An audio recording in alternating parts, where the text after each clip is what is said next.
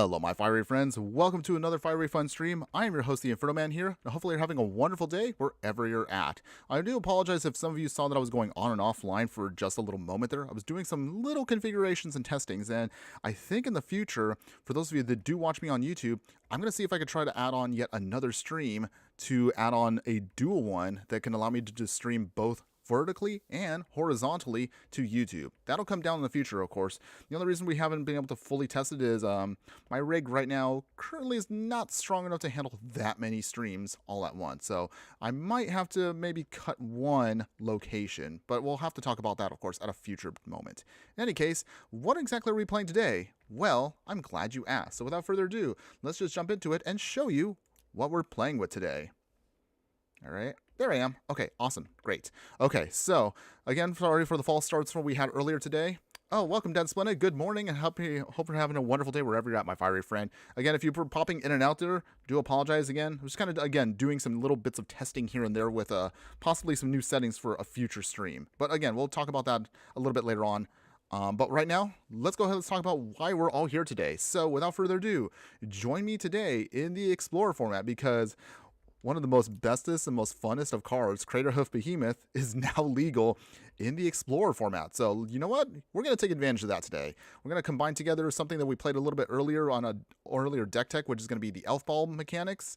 We're going to utilize as many elves as possible, ramp for days, and then see how we can slam down a Craterhoof and just smash our way to victory. So, that's going to be the deck today, everybody. Hoof, there it is. Oh man. Okay. So before I get ahead of myself here, here's of course how we have to do this for those of you who are new to this and who are those of you who have not experienced how I rock my streams. So we'll go over a basic deck tech, of course, and talk about how the deck is meant to work. We'll go over the stats and everything, talk about, of course, land base, and of course the sideboard as well. We'll then play as many games as possible in ranked of best of 1. We'll jump to best of 3 for maybe a hot minute or so with the budget version. And for those of you that do like the deck and maybe you want to take it to the next level, I will show you, of course, how you can do that by doing another round of this deck with some sweet upgrades, and then we're gonna go from there to see how well the deck does overall. Good, bad, or just, I don't know, ugly. I don't know. We'll see. In any case, let's talk about, of course, the deck overall and see what we're talking about today. So, long-time viewers of the channel know how we do it. We have to talk about the stats of the deck before we dive right in. So, our Hoof, there it is deck. I just love that name, by the way. It's going to be a mono green deck with an average mana curve about 3.0. It does look a little high, but of course, we'll have many mana dorks to kind of mitigate that. So, obviously, this means we're going to be rocking a almost pure creature build of 32 creatures on only 4 instants and 24 lands. So, for those that don't know, we're just going to talk about the start of the show real quick, and then we'll kind of work our way backwards instead. So, Craterhoof Behemoth, the whole reason we're doing this deck today is going to be an 8 mana, 5/5 with haste, and it says, when this creature enters, creatures we control get trample, and to get +X until end of turn, where X is the number of creatures we control. So, all we just need to do is really just slam down as many creatures as possible, and then we get more and more power as long as the Craterhoof Behemoth comes out, and our creatures do stick. Dead Splendid, I did make a budget Boros token, 6 rare, 6 myths. I'll make the deck list later. Nice! Hopefully I'll get a chance to look at that later on. I'm pretty sure I can kind of figure out like what cards you're using because, man, Boros tokens is so good right now. Stinky Toilet, what's up? I don't do well with the 2-minute teasings, my friend. Oh, well, apologize again for that. Again, I'm not trying to mess with anybody today.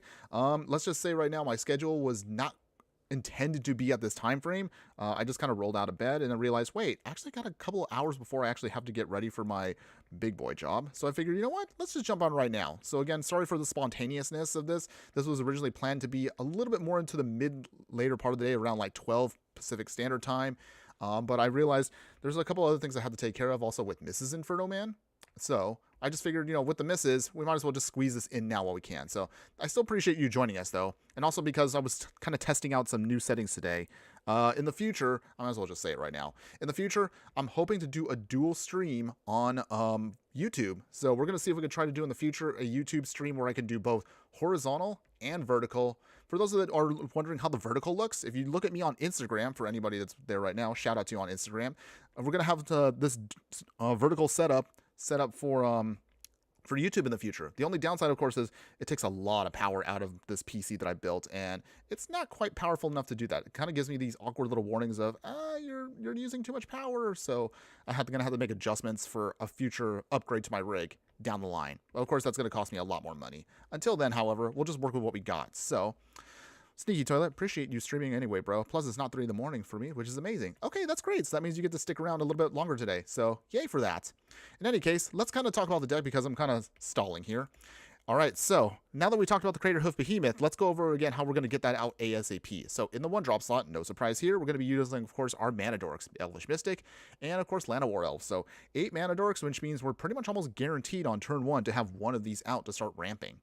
Now, in the 2-drop slot, we're going to do a little bit of card draw with Elvish Visionary. She enters and helps us draw a card. And then on top of that, Elvish Warmaster here is kind of like our plan B to the deck.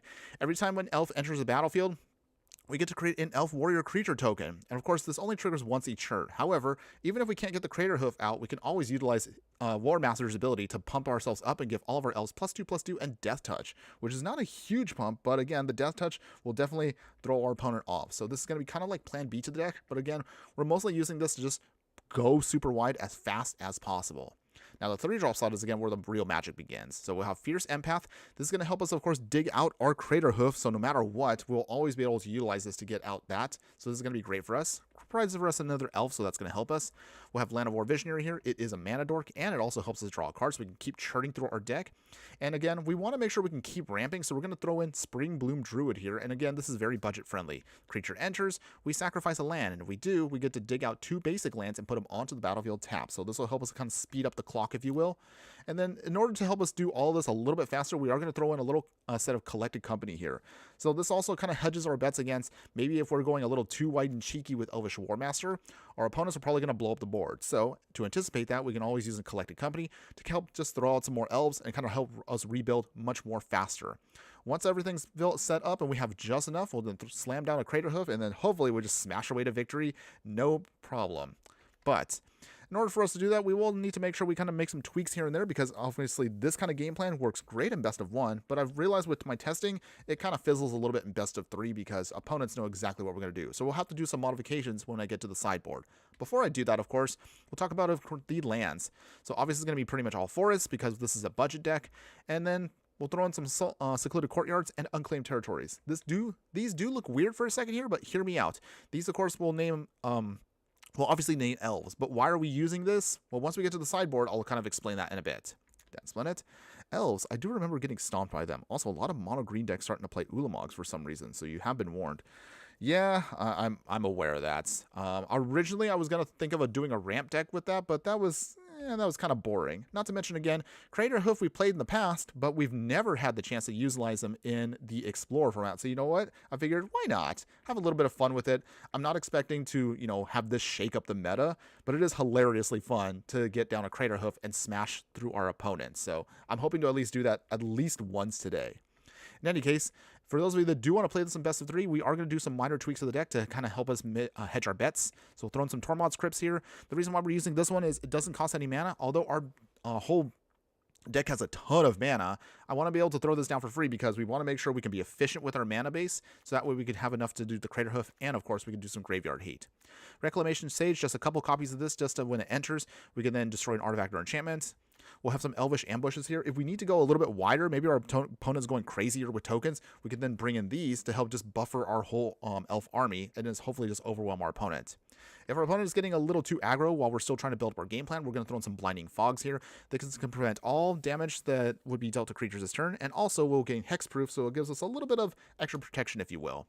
Now, as far as why we have those unclaimed territory and secluded courtyards in the sideboard, we can bring in Okron Assassin here. So once this swings, all creatures able to block this creature have to do so. So this creates for us a nice little buffer. If, say, like maybe our opponent figured out our Craterhoof plan, we could bring this as kind of like our sneaky little option to just kind of mess with our opponent if they assume we're going to have a Craterhoof again in game 2 or 3, and then forcefully kind of turn our deck into kind of like a pseudo elves deck, I guess. Actually, it is a full elves deck once we do this.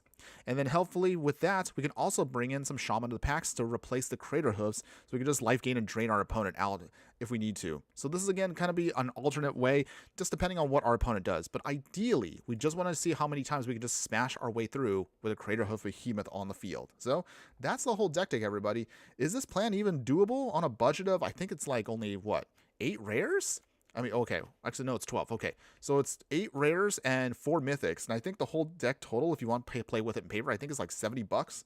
So that means that Craterhoof, thankfully, has gone down in price. I think this card used to be like $30 for a copy. It's now cut in half. So it's actually much more affordable. I mean, $15 for a copy of a card is still kind of expensive, in my opinion. But again, you can definitely play this. Definitely under $100 now, which is actually nice for the Craterhoof Behemoth. So, without further ado, I'll stop rambling for a second here, and let's go ahead and jump in to see how we do. Oh, yay, of course. Thank you for the gifted tier 1 sub. I do appreciate that, my fire friend. CK2, of course, asking, what's your favorite MTG color or color combo for me? Oh, well, I'm glad you asked. So, for those of you that have been watching me forever, I'm pretty sure you all know, I love red. Anytime I have red decks, I'm usually pretty happy about that. That's not to say I don't play other colors, but I definitely try out a variety of stuff.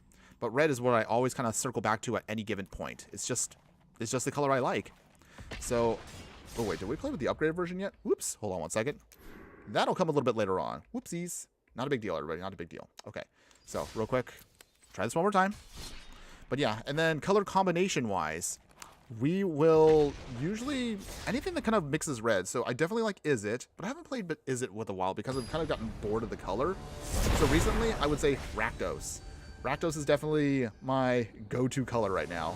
I'm actually trying to put together right now also in paper one of my favorite Rakdos decks that I've built and make a budget version just so I can play with my friends in real life. Speaking of which, I'm going to see if I can try to start doing some more IRL style of content very, very soon. We'll try to do a little sneak preview for that later on once I have time to actually film it. So that is coming for everybody. Don't worry. We will be able to do that. All right. Okay. Oh, yeah. He gifted you a sub. That's what he did. So now you're a sub, Dense Planet. So welcome for that, my fire friend. Appreciate all y'all. So you guys are so great. Okay. So here we go, everybody. We're going to get our first game in right now, and we'll see. Okay, so we got some Elvish Mystics, Land of War Elves. We got the Fierce Empath, so nice. This is exactly what we want. And we also get the Collected Company. Okay, we'll see if we can just flood the board now with some Elves. All right, opponent, I'm ready for ya. It's time. Put down the Forest, and we'll play Land of War Elves. All right, opponents, show me what you got. Okay, Swamp. Okay, so that's good. So we get now out our ramp package, which is great. Good morning, MTG Hillbilly. Howdy, my fiery friend. Thanks again for joining us. Hopefully having a wonderful day wherever you're at. You're about to see if we could try to slam down a bunch of elves and then a Craterhoof. Well, at least until our opponent here kind of stops us. That's annoying. Okay, well, Land of War Elves goes bye-bye. That's okay. Not a big deal for us. We have plenty of ways of just making this all work. So, let's play now our next Land of War Visionary.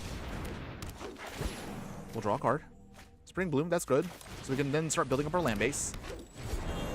Okay. Our opponent most likely thinks we're just an elf deck, but we're about to show them where we're going to go in just a moment. Oh my goodness. All right. That's fine, opponents.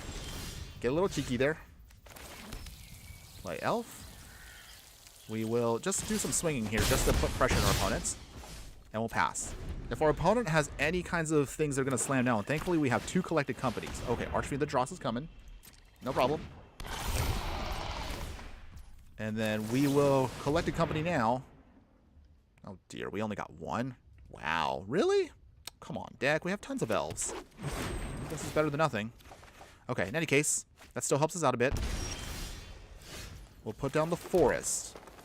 We will, let's see, Spring Bloom Druid.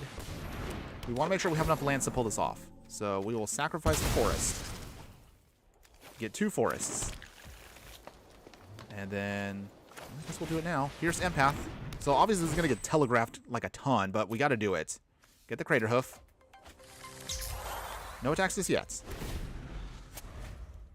Oh, thank you again for that. Timmy's helping us out here. We're getting a gifted sub. 1979. Appreciate that. Thanks again, Sneaky Toilet. Love that. You're wonderful, by the way. Let's see. Dense Planet. As for mine, favorite color. Come on. Black color. Oh, yeah. We've seen you around long enough, my man. I already know you definitely are a mono black person at heart. But as for color combos, definitely you are Orzhov and Dimir. And of course, Esper and Grixis. Yep. Anything involving black with you is really good. I know that for sure. Sneaky Toilet, would it be okay if I sent you a deck list of a white-black Planeswalker deck for some constructive criticism cards and recommendations? I don't have too many crafting tokens, but I always wanted a strong Planeswalker-focused deck. Okay, yeah, if you want to do a Super Friends one. If you can't put it on, like, you could throw it up here if you want to, but if you haven't been able to do so, definitely you could toss it up, of course, also on the Discord if you can. I appreciate that, because then others can see kind of like what you're trying to do. Oh, opponent. All right. Well, we're going to sacrifice our non-mana dorks, so we can at least get our stuff out. I was going to try to drain us here, so they're getting a little cheeky. But we have 5, 6, 7, 8. So we have enough right now for one Craterhoof smash. Let's see. We'll see if it's enough, though. Because we're down to 5. Down to 3. Ugh. Ugh. Okay. Our opponent here. Put down on Elf. Alright, well, this is it. Get a big pump here. And there you go. It wasn't a big one, but we still got our Craterhoof in. Hoof! There it is. There we go. Yeah. Not the biggest hoof, but it still works. Never underestimate a Craterhoof behemoth win, everybody. All right, that was our first one for today, everybody. Feeling good about that one. Yeah.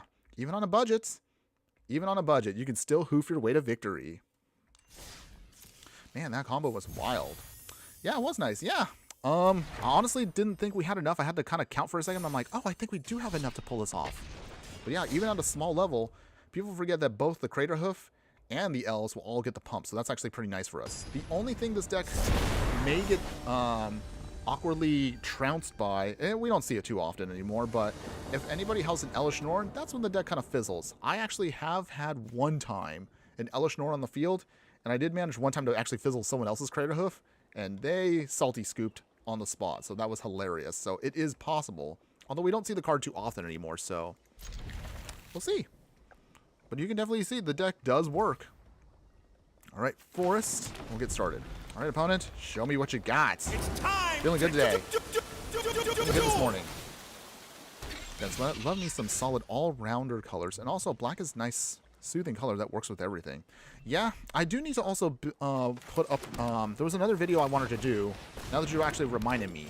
So we did earlier, a week and some ago, our last video that kind of talked about what in my opinion is the weakest color, at least as a mono color, which is going to be, unfortunately, red. But I have to talk about what are the other colors. Like, if you were to think for a second here, what do you think the other colors are? Like, I kind of was looking at making a blue one, and that one's going to be...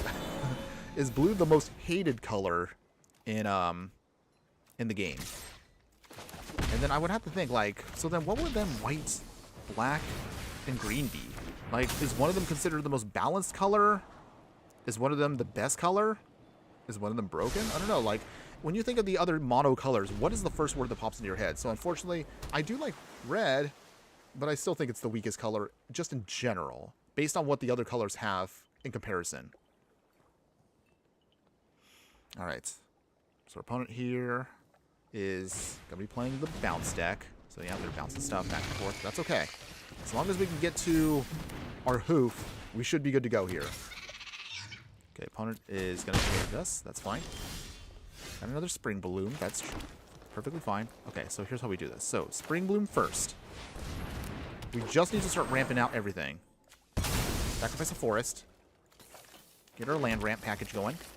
We will... I guess we'll do this. Elvish Visionary. Draw a card. Get another forest. That's good. And no attacks. Okay, so we currently have 1, 4, 5, 6. Okay, so we have 6 mana. 2 more mana, and we could definitely get a hoof down, even if we just draw it. Opponent swings. Great dense one. I remember the time when people thought color white was the worst color. I mean, it kind of was for a while, but wow, white has definitely gotten insanely powerful over the last just couple of years. It's just been crazy. Oh my goodness, we actually got the hoof. Okay, so all we just need to do at this point is just get down our ramp package. We should be good to go here. Spring Bloom Druid.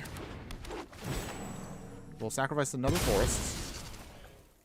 Get 2 more hooves out.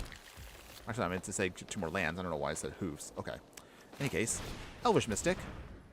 We just need to put pressure on our opponent here, because their deck is annoying, but if we go wide enough, it shouldn't affect us at all with what they try to do. Okay, no attacks. Now, all we just need to do is if our opponent can tap out here, we pretty much just smash our way through. Come on, opponent. Tap out, tap out, tap out. Come on. No tap outs. All right, well... Okay, so... if we had a Fierce Empath, I would feel more comfier of just smashing right now. Let's get the Spring Bloom Druid out. Maybe thin our deck out just a little bit more. Okay. Sacrifice into the forest. Get 2 more out. No attacks yet. Alright, opponent, I need you to tap out. Anything. I would appreciate. I don't even think that at this point. Yeah. So I would say, like, what is the best balanced color? Is it black? Or is black a little too strong for its own good? Or, let's see. And what are your thoughts also on green, everybody? Like, if you can think of green right now, is that a bad color? Good color? Balanced? Broken? Okay, still getting more lands here. That's fine. We will have to wait. All right, we know our opponent has stuff in hand. I would feel more comfier if we can just, like, do a little bit more. Get them to tap down a little bit more.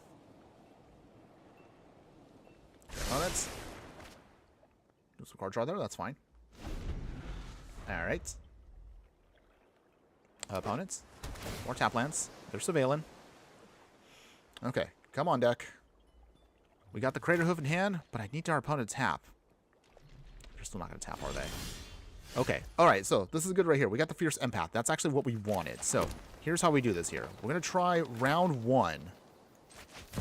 Craterhoof. Did we get it? Or does our opponent have a counterspell? Opponents?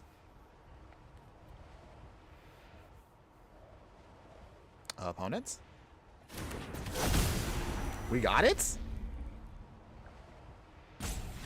Yes, we got it. Our opponent realizes they couldn't do anything against it. Hoof, there it is. Hoof, there it is. Yeah. All right. Oh my goodness, we finally got out of Platinum Tier 4. God, it took me days just to get out of that. Oh my goodness. Oh, so good. Can't beat the hoof. Then split it between black or blue. As for green, it's okay, a little controversial, but I think it's overrated in my personal opinion. For me, mono green, it's being mono green, not the combo colors. I mean, that's fair. Anytime green gets added to the other colors, then it just feels like, a little unfair because green's ramp package alone buffs any of the colors. That is true, though. I will definitely say that. So, would everybody agree that blues on its own, mono blue, is the most disliked color in the game? Question for everybody on that one. What are your thoughts on that? Let me know. While you're answering that, okay, so here we go. So we got the Land of War Visionary. We got definitely plenty of ramp for days, and we got a Craterhoof in half. So this is nice. All we just need is more lands. We just get more lands or more mana dollars, so we should be able to swing down a Craterhoof out of nowhere. But so far, so good on this deck. Feeling pretty good about knowing that we can still hoof it up and explore. This is actually pretty fun. All right. So with that, opponent, you there? Okay, they were just mulliganing. No problem. All right. Forest, Land of War Elves coming down. Can we keep hoofing it out against our opponents? Mambo. Okay, so it is going to be a mono red aggro deck. All right, so we got to outrace them. The game is afoot. Land of War Visionary. Okay, Spring Bloom Druid's great too. A Collected Company would be absolutely sweet in the next turn or so. Okay, so opponent is going to try to... Oh, they're Rakdos. Okay. Fireglass. Oh! Are we Lizard aggro? That's cool. I actually do like lizards. Maybe I might make that my my paper deck. We'll see. Name Elf. Okay, so then with that, let's play Spring Bloom Druid. We'll sacrifice a couple lands. Get some more lands out. We will get out a Land of War Elves number 2. And Elvish Mystic number 1. Okay, I think we should be good here. Because we have right now 1, 2, 3, 4, 5, 6, 7, 8. Okay, okay. We have enough for next turn. Ideally, if we had a little bit more leeway with another land, we should be solid. Sneaky Toilet. I hate black decks for the most. Me, play creatures, opponent kills it. Play creatures, opponent kills it. Yeah, I mean, I can understand that kind of play pattern can be very annoying for some players because, trust me, many times I've played mono black, you've all seen me against mono black, and it's not fun to get your stuff blown up. I mean, realistically, I feel like that and blue. So it feels like sometimes Dimir is the most disliked of the color combinations because of that. The counter spelling, the discarding, the tempo bouncing, the removal. It's a lot for a lot of players out there. Okay, so I think this should be fine here. Okay, so how much do we have here? Let's see, so we have 1, 2, 3, 4, 5, 6, 7, 8, 9. Okay. We have enough to smash, but we don't have... I would like to at least get one more land, so at least we can guarantee this hit will do its thing. We'll get another Craterhoof as kind of like a backup plan. Okay, so no swings just yet. Our opponent now has an idea of what we're going to do right here. So we're going to try to see if we can get around this. Okiba. Okay, our opponent is... Actually, I'm not kind of sure what our opponent's playing. They're playing these Sagas, which are kind of life-gaining and draining. They got Lizards, but they also have Etching Kumamo. I'm so confused right now. It's okay, though. I'm guessing our opponent is just some kind of just Rakdos value plan, which is fine. Okay, I mean, it is kind of cute, though. It's very low to the ground, so it's definitely my style of gameplay.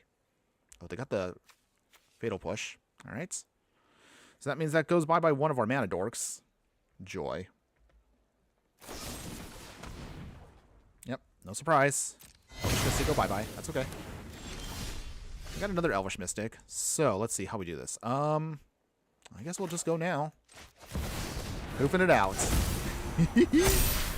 Big smash here. Do you block opponents?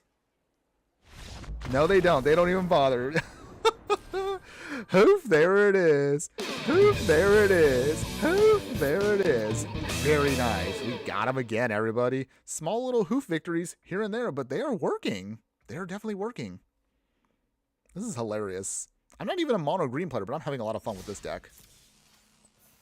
All right, get our wins in, of course. Get some free cards, and we just keep the game plan rolling. Keep that good time rolling, everybody. Didn't split it. Yeah, mono blue is definitely the most annoying color. Simple reason, you just can't get to play the cards you like. Also, the card draw is so essential for high-powered formats. Yeah, and I will say, for those of you that are aware of the more higher-powered formats out there in the game, like the paper stuff, we're talking like Legacy and Vintage, blue is a cornerstone of that whole game plan. Like, without blue, I would say the older formats, Legacy and Vintage, would be completely different if blue didn't do what it's doing. So... just food for thought on that one. Blue really is just kind of like very annoying. I mean, don't get me wrong. I do play blue decks once in a while, so that I'm well aware that they're not liked. But I can understand also that, I mean, despite their dislike, I mean, blue is, how do I put this? I mean, blue still feels like it's a little balanced, at least in comparison to some of the other stuff. I mean, because you can only counterspell so many things for so many times. At least in my opinion, that's how I see it. MTG Hillbilly, awesome wins. Yes, they are. We're not making like massive swings at our opponent, but we're still getting in our victory. So I will definitely be happy with that. All right, so we're going to name Elf, of course. Elvish Warmaster coming in. Okay, no attacks yet. We just now need to start building up our Elvish army here, and then we should be able to smash through, even though our opponent is playing an absolutely disgusting deck, by the way. Okay, so it's the mono green devotion deck for those who haven't seen it. Opponent's going to start making a ton of mana and going to start generating a ton of value in just a minute here. Lupernos, all right. Ugh. Gotta outrace them now. Come on, deck. Okay, so we at least can go wide. I suppose that's good. We're going to need that because we have we have 3 hoofs in hand. Come on, deck. We need ramp. We need ramp right now. Like, literally right now. Sickman Jake, hello, my fiery friend. Good morning. Hopefully you're having a wonderful day wherever you're at. Thanks again for joining us today. I usually am not up this early, but yeah, just things kind of fell into place where I figured, you know what, I'm up early. Let's get a nice stream in, nice and early. Because I know our recent set of streams have been a little late in the evening for most people, and I know that means that a lot of you, unfortunately, can't make it to those ones. But I still appreciate all y'all this morning. Okay, so, Land of War Visionary, that's good. We can keep building up our Elvish army, which is good because we do need a chump block for quite a bit here. Okay, good, we did get a land. We need that. No attacks yet. Alright, so we literally have everything we need in hand. We just need lands. All the lands in the world is all we need right now. And then we should be able to just beat down our opponent here. No problem. Our opponent definitely, however, has a lot of ramp. Dense Blend. Of all 5 colors, the one you could play as a control deck for mono color, black, white, and maybe blue. I would definitely say that. With the tools that we are given now, it does feel like mono white control is now definitely a thing. Didn't used to be a thing, but it's definitely now a thing. The token support they get is so good. Blue also is a traditional color in control, and it's annoying as heck, but it is definitely doable still. And then mono black has now plenty of options, lots of removal options, and discard to maintain control of the board. So yes, I would definitely agree with that. All right, so let's see here. We have 1, 2, 3, 4, 5. Okay, still not. Wait, no. 1, 2. Yeah, okay. We're just gonna have to do a hard cast 1 version here. Okay, we did get some good stuff. That's good. Make tokens. That's good. That's what we want. We will sacrifice 1 forest. Get our 2 lands. We need to ramp. Okay, I think we're set up for next turn for success. We have plenty of tokens here to kind of chump block for a bit, and then we should be able to swing down our hoof, no problem. 4, 5, 6, 7. Okay. Okay, we have enough. This is good. All we have to do is just have our opponent just do their thing.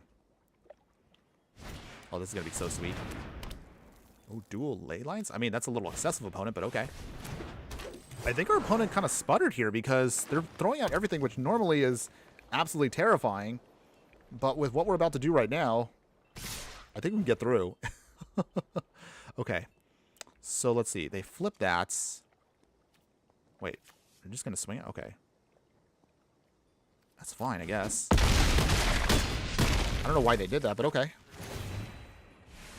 Dense Blend. Kind of ironic I mentioned these 3 because they are combined into Esper of the control colors. Yeah. I mean, you're not wrong. Oh. Alright. Fiora. Ugh. Not good. Not good. Okay. I think we can still get there, of course. Okay, so here we go, everybody. This is all what we came here for. Craterhoof. Big elves. Smash our way to victory. We don't care that you're a devotion deck opponent.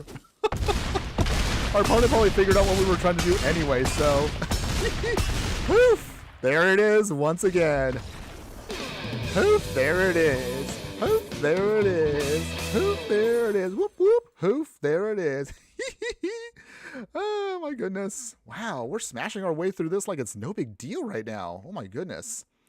Feeling good. Wow. Hoof still has it, everybody. They still can just come out of nowhere and just get wins. Oh, man, this is so much fun. This is a great way to start my morning. Honestly, yeah, it was pretty nice because last night I was not feeling too good, honestly.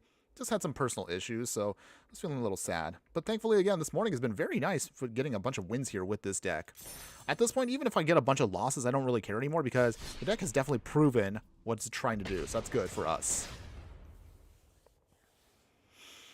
Whew, okay. Yeah, feeling good. Let me get some water real quick while we set up our next match here. I realize I can't get to my water bottle that's off to the side here, so I'm going to grab that real quick.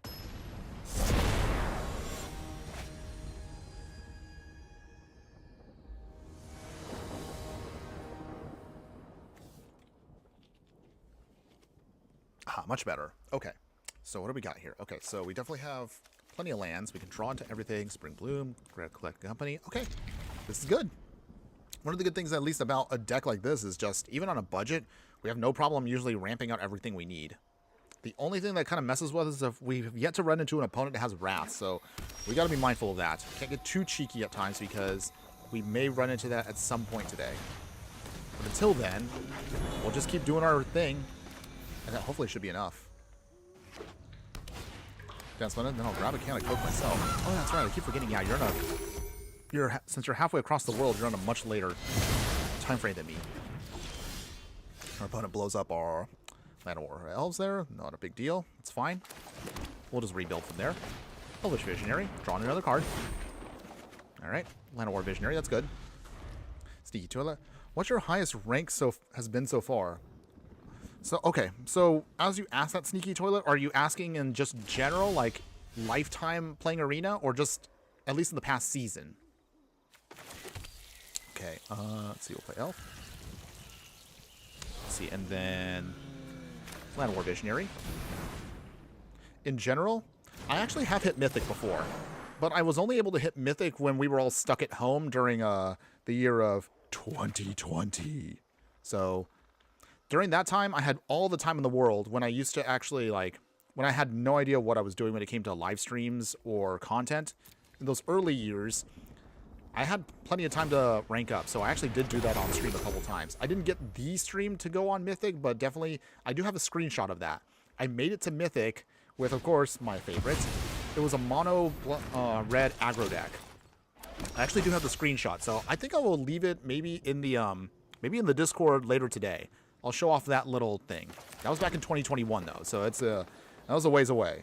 But because now I'm back doing more content for this channel, and of course, when my big boy job requires me to, of course, do other things, I don't have the time anymore to rank up as fast as I could like I used to, so I rank up where I can. Usually I kind of sit anywhere between Platinum 4 to Diamond 1 at best, so that's usually how it is for me. But a good question on that one. Appreciate that. Okay, our opponent is a food deck, so let's see if we can get around their food shenanigans here. Sneaky Toilet. I've hit Diamond, but that's abusing the mono red with the mice and prowess type shiz. I mean, there's nothing wrong with that. I mean, it is a meta deck, so if that's what your goal is, I mean, that's fine.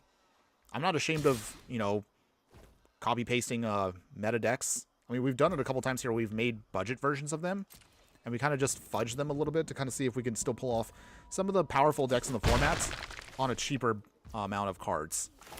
All right, so let's collect a company now. Let's see. Come on, deck. Give me a good hit. Okay, so good here. This is actually pretty nice. So this guarantees us... this will guarantee us the Craterhoof, and also we get to draw a card off this with a Mana Dork. That's good. Okay, opponents? Opponents? Yes, we'll take action, of course. Get one of our many Craterhoofs. Very nice. Very, very nice. And draw another card off of that. Oh my goodness. We got another collected company. That's great. Okay, so we have 1, 2, 3, 4, 5, 6. This puts down 7. So we're one turn away from just hoofing it out again. We will make sure we hedge our bets. So we'll make sure we get enough lands out. Opponents? You there? Opponents? Okay, well, they're thinking, okay. Sneaky Toilet. I've hit Diamond, but that's a... Okay. Oh, yeah, that's right. I mentioned that already. Let's see. Dense Planets. Let's see. Platinum 4-3 for you. I'll tell you, if Mythic had better rewards, I'd be using my decks to get there myself. Yeah, I kind of mentioned this way back in an old... video I did way back, and I might update this again in the future. But once you get the Platinum, you don't get any more extra rewards. You just kind of get one extra pack of cards, which is kind of not really, to me, in my opinion, since I'm not really a serious player, I'm more of a budget player that has fun. Ranking up beyond Platinum, in my opinion, is not worth it. But if I manage to rank up beyond that, that's great. But you're grinding it out for just one extra pack of cards. So that's not really that exciting, at least in my opinion. Oh, sorry, opponent. We'll have to Coco again, since we're just going to lose the Land of War Visionary, so might as well. Opponents, do you have another answer? I agree. Feels like there's no need to push past Platinum. Yeah, the only people that push past Platinum are like the YouTubers out there that actually focus on competitive. And again, I'm not a competitive player, so there's not really a reason for me to go beyond a certain point. Okay. Okay, so the question here is now, we can get another Craterhoof if we want to, but I think the Spring Bloom and the Elvish Visionary should be enough for us. We'll draw another card, which is great. And then we'll sacrifice one of our lands. Forest, bye-bye. Put 2 more forests out. Oh, it's working. Even though we're losing our dorks, that's perfectly fine for us. We're getting what we need. We'll sacrifice the Blue Courtyard this time. Get 2 more forests. Oh my goodness. All right. And they can't block. All right, we got everything we need. We have more than enough lands. And we have more than enough elves out, so this will be an easy win for us. Let's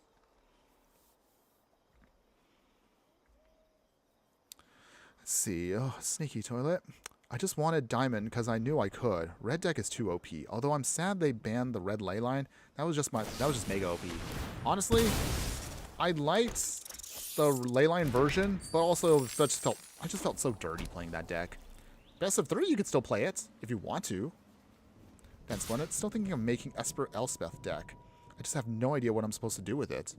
It depends on what, which way are you going? Are you just going with all tokens in control? Is it gonna be more, and because if you're going with a control package, I mean, you're mostly just going to have a lot of token producers with it, or are you just going to use Elspeth as just the solo token production while you kind of just keep control of the board?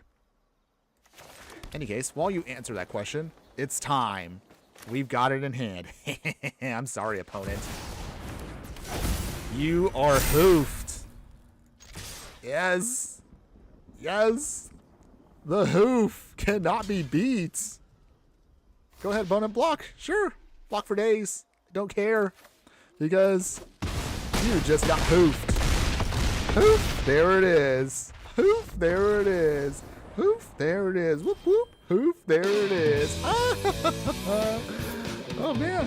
Wow, we're on a winning streak actually today. I realized that. We haven't lost today yet. That's actually great. This is actually a lot of fun to do right now. And it's actually been so much, yeah, just been great. I'm speechless right now. I'm actually really happy that we're getting a win streak here. Although I'm kind of scared now to play best of 3 because I honestly don't know if I want to break my win streak at this point. We've been doing so well, which does kind of scare me because I feel like at some point we're going to get bad matchups because we've been winning way too much. But let's see. We'll keep going as best we can. Sneaky Toilet, like in Planeswalkers 2. Ashiok and Elspeth, and maybe something else. And maybe Snow? For Blood in the Snow? Okay. Okay. So it sounds like you want to push for more of a Super Friends control deck. It sounds like what you're trying to do. Okay. If you're going to do that... Okay. I would have to think then, what would be the best ratio? I don't know if you would want to dig into Snow. And again, that's not to say you shouldn't, but you got to be careful with putting in too many... sub-themes to your deck. It sounds like, again, the main sub-theme should be, of course, Elspeth, using Ashiok, so it's going to be, by default, Super Friends. So you want to focus on stuff that's going to protect them, but also benefit from maybe what their tokens can produce. Like, I'm assuming you're using the 5-drop Ashiok that can create tokens. If that's the case, then I would say adjust your deck accordingly based around that. Use a lot of protection spells to kind of keep them alive until you can put them out and just keep the game plan going. Okay, but while I think about that for you, let's go ahead, let's just jump into our game here. No turn 1 plays, so that's a little bit on the awkward side, but that's okay. Want to see my list? It's not Esper, but just black and white. Okay, yeah, you should definitely all share it together. Dense Planet, my favorites are definitely Chandra's, Ashiok, and New Elspeth. Well... I guess that would be something you'd have to kind of mix and match. But I'm sure there is a combo there you could definitely do. Opponents? Okay, so in the meantime, our opponent is taking their time to think. If they're there. Opponent? Hello? We'll put down our forest and we'll see if they're there.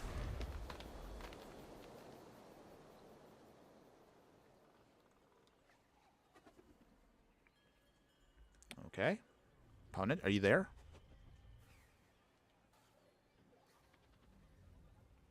So it looks like our opponent is there. Okay, they are there. Okay. They were just thinking for a bit there. Okay, so we've got Rakdos. Only Rakdos mid-range. Okay. Well, we're going to hold off on the War Master for just a moment. So we're going to wait because I think that might get blown up.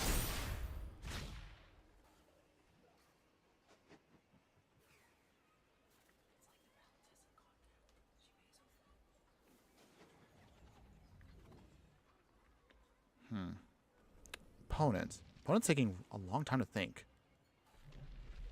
That's fine, though. I mean, let him kind of think it out for a second there. While our opponent is thinking of stuff here, okay, our opponent is there. So, I would definitely say, I think that leads me to another question I was going to ask everyone here, which is going to be pretty much a simple one for everybody. What is your favorite Planeswalker? I'm pretty sure I already know you, Dense Planet. Obviously, I know you definitely are a big Chandra fan, which I do like her too, but... For everyone else out there that's watching, whether you're watching right now live or on the replay, what is your favorite Planeswalker? Let me know.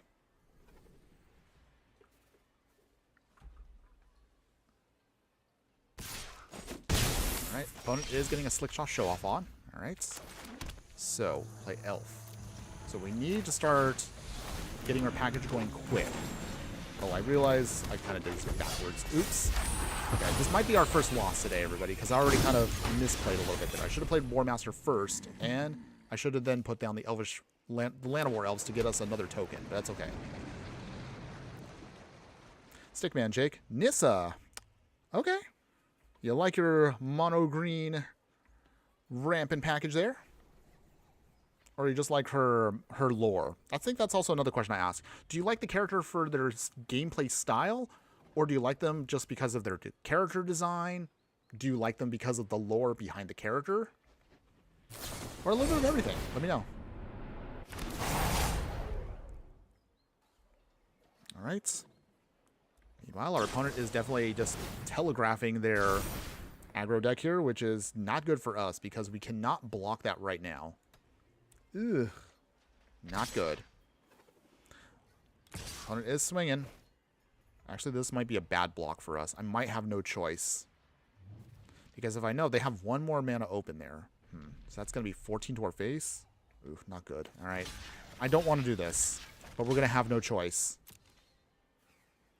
I think our opponent, I think we finally found our first loss. Because we're down to 6 as is, and we don't have a way of protecting ourselves with any life gain right now. Okay, Elvish War Visionary. Okay. Well, let's see. Draw a card. It's a secluded courtyard, but we have no creature to play with it to block. So, alright. I was right. I predicted already that at some point we were getting a little too close to the sun in terms of victories. So at this point, if we lose, it's okay. It's going to happen eventually. I mean, we weren't going to run hot the whole stream. That's okay.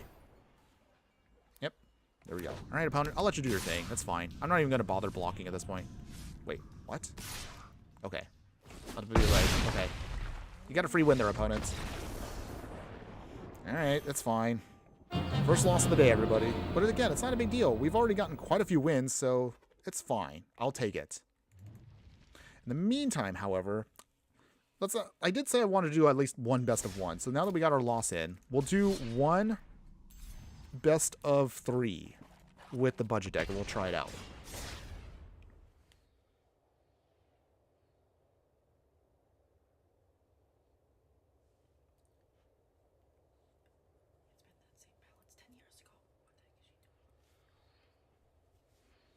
All right, so as we're approaching the halfway point of the stream, just a friendly reminder for everybody, if you do like any of the content we do, please like, follow, and subscribe wherever you are watching the content. You can support me monthly on Patreon for a small amount of only $3 a month, where you get to see all of my bonus footage, as long as everything else that gets posted to YouTube, especially all the bonus stuff that sometimes is experimental and doesn't quite make it to actual videos on the main YouTube channel. So you get to kind of see some experimental budget stuff that we kind of play around with there. Also, I will be throwing up there, again, very soon, some more exclusive stuff that'll show some more IRL things of this little fireball throughout their day. It's just, again, not going to be anything crazy, just some cute stuff for y'all. And then, of course, even if you don't want to do that, you can do for free just joining the Discord. You'll see the links, of course, scattered throughout this chat. And, of course, you can see that on the main page itself. All of your support is something I greatly appreciate no matter what you do. So thank you, everybody, for that and for today. In any case, let's see what we got here. So we got Land of War Elves, Fierce Empath, Land of War Visionary, Collect Company. So we could get a turn to Coco real easily with this setup. Forest down, Land of War Elves. If our opponent blows it up, no surprise there. They're playing mono black. Maybe. Stickman Jake, the reason why you like Nissa is because she's a land freak. Yeah. I mean, if you want to get lands for days, definitely she is the one to use. Sneaky Toilet. I sent you a whisper in my deck list if you're still willing to offer some advice. No need to rush the answer now. Enjoy your current stream fully. Okay. At some point, I will definitely look at that when I'm able to. Okay, in the meantime, let's just ramp it out for now. Dense Planet. I have no clue for lore. Just for card effect. Okay, that's fair. There's definitely some cards and characters I like. I actually do like Chandra because I actually took the time to understand her lore and backstory. She has an interesting backstory. A little bit of sadness to it, though, once you go through it from Aether Revolt. But it's definitely one that I did like. So I did resonate with the character quite a bit. Although I'm not sure about her recent versions of her cards, though. The recent versions of her cards have been a little clunky depending on, again, what kind of deck you want to build with her. In the meantime, okay, so we need to start ramping out stuff here quick. And we're literally just going to put down all the mana dorks at this point. Literally all the mana dorks. Okay. Okay, so let's see. Can we pull off Craterhoof here? The good news, of course, is we do have the Fierce Empath in hand, and we have a Collected Company. So no matter what our opponent does, we will find a way to get through.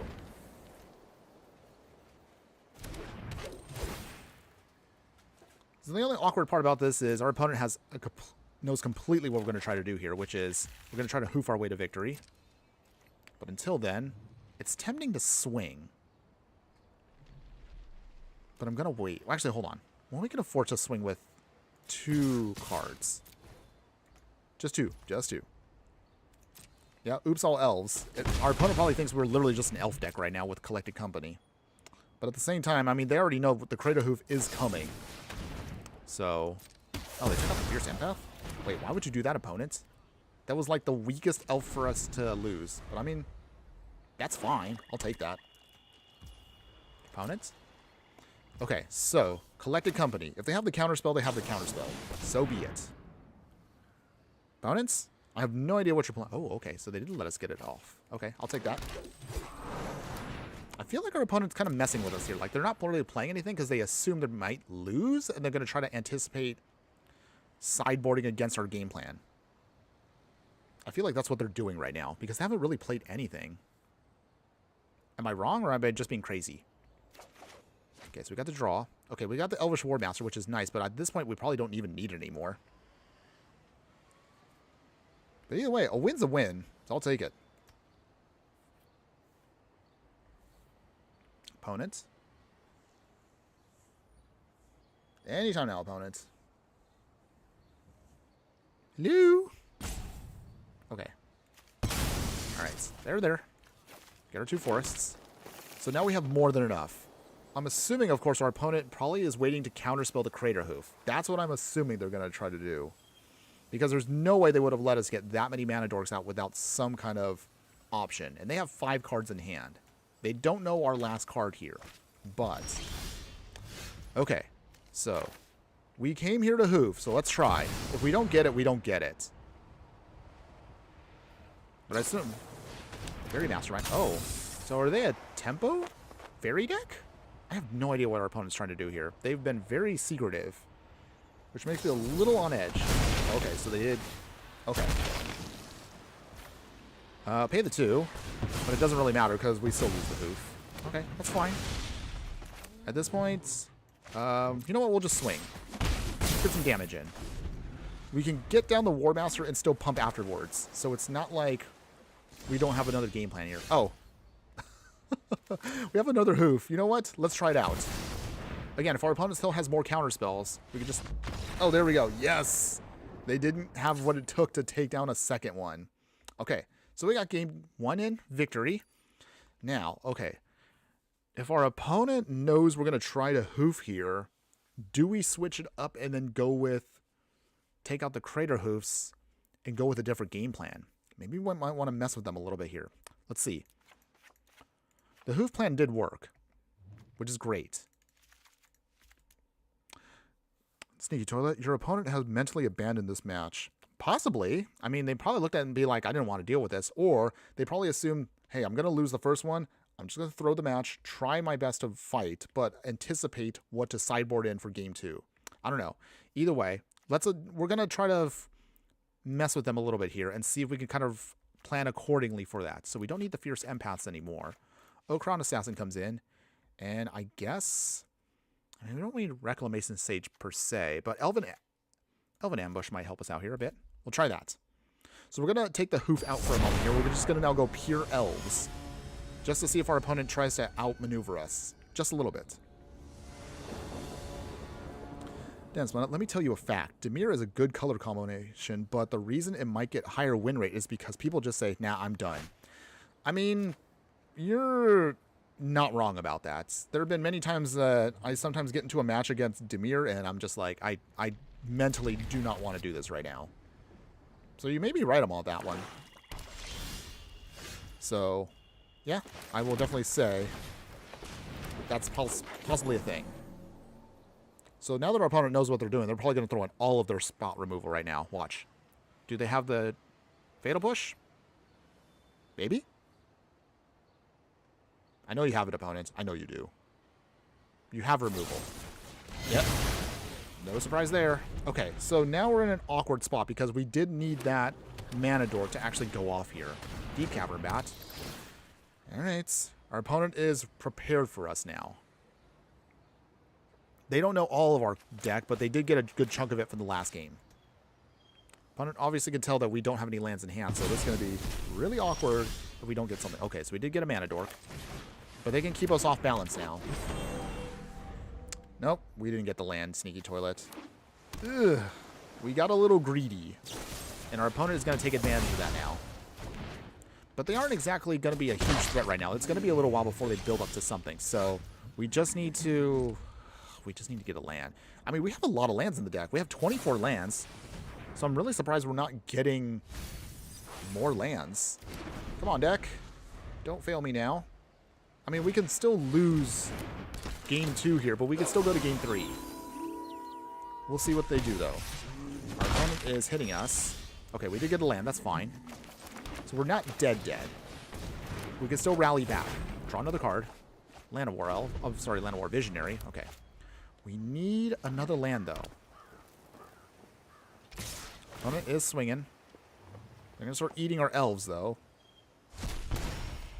Alright, that's fine. No blocks. Enduring Curiosity. Oh, boy. They're definitely trying to out-tempo us here, and it's working. It's working. Okay. Okay, good. We got another land. That's fine. So, Land of War Visionary. We need to draw another card. Give us another land. Okay, that's fine. That's good. We are rallying back. We are trying to rally back. We have 2 collected companies back to back. But our opponent is making this very hard. Our opponent has all of the creatures that are trying to utilize to just keep draining us out here. Ugh, this is not good.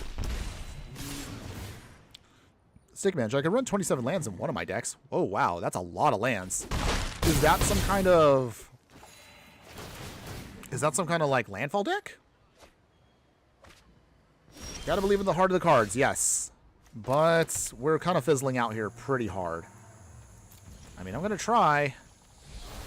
Our only hope right now is a collected company into this, but we'll see. It's not enough, unfortunately, because our opponent already has the edge. They were able to out-tempo us and then kind of strip our hands of our key pieces. Not to mention, of course, we stumbled on lands. But it's fine. It's okay.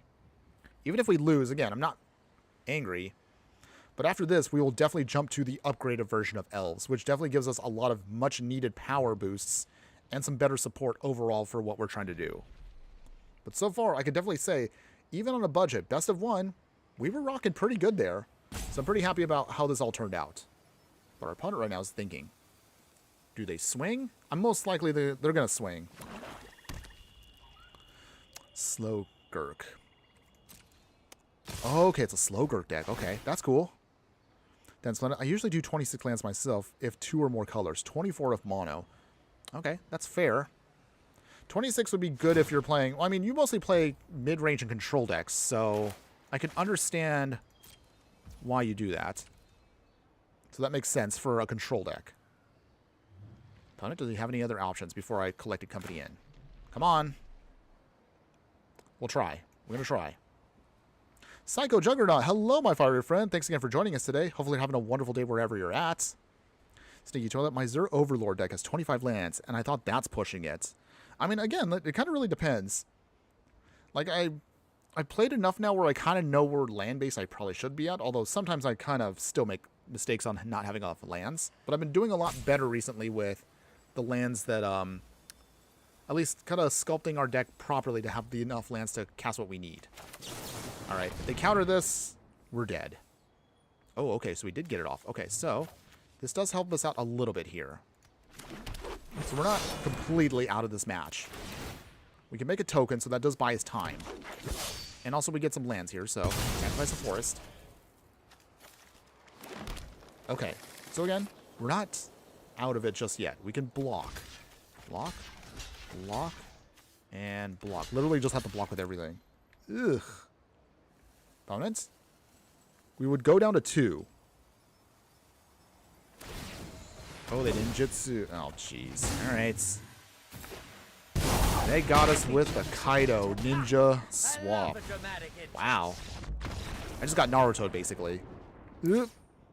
Alright, well, it's fine. It's fine. Okay, so we're now going to go to game 3.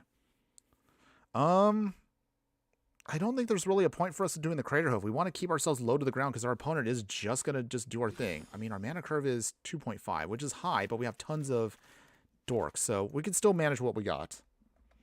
We're going to try.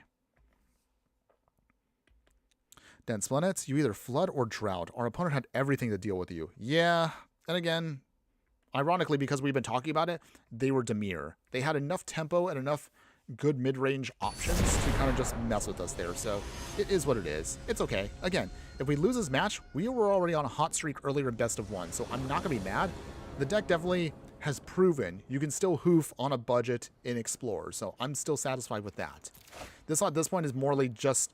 Honestly, I've been only integrating best of 3s because I want to make sure that it gives at least all of our decks that we do a fair shot at showing you what it's capable of in best of 1 or best of 3. And it also is a better way to evaluate a deck, because most people, of course, should be playing... Ideally, you should be playing best of 3. That's kind of the way Magic should be intended. But best of 1 is, of course, for me, a person that does content. It's a faster way to kind of get more videos in. FYI. Alright, so... Alright, we should be good here. So what we're going to try to do is we need to start ramping in case they blow up our mana dorks. So that's the plan now. Get our forest out. Get 2 more forests in. So even if they get rid of the Elvish Mystic, we can still land wars our way out. Opponents? What do you got? Bring it on, opponents. It's time to See? So no surprise there, we did lose our mana dork. So that's okay, though. Okay, elf. More elf. Draw a card. Okay, get a forest, that's good. So we're doing a little bit better this time. Our opponent still has yet to put out any threats, but we have at least enough lands that if they blow up our mana dorks, we can still collect a company our way out of this. Okay. Annoying, but it's not the worst. Another forest. Hard collected company while they're tapped out. Elvish Visionary, oh, Crown Assassin. Okay. Well, this will help us out if we do swing at our opponent. And we get another land. Down to 17. Okay. So far, so good. We're still maintaining. We're not making big plays here, but we're putting pressure on our opponents. Go for the throat.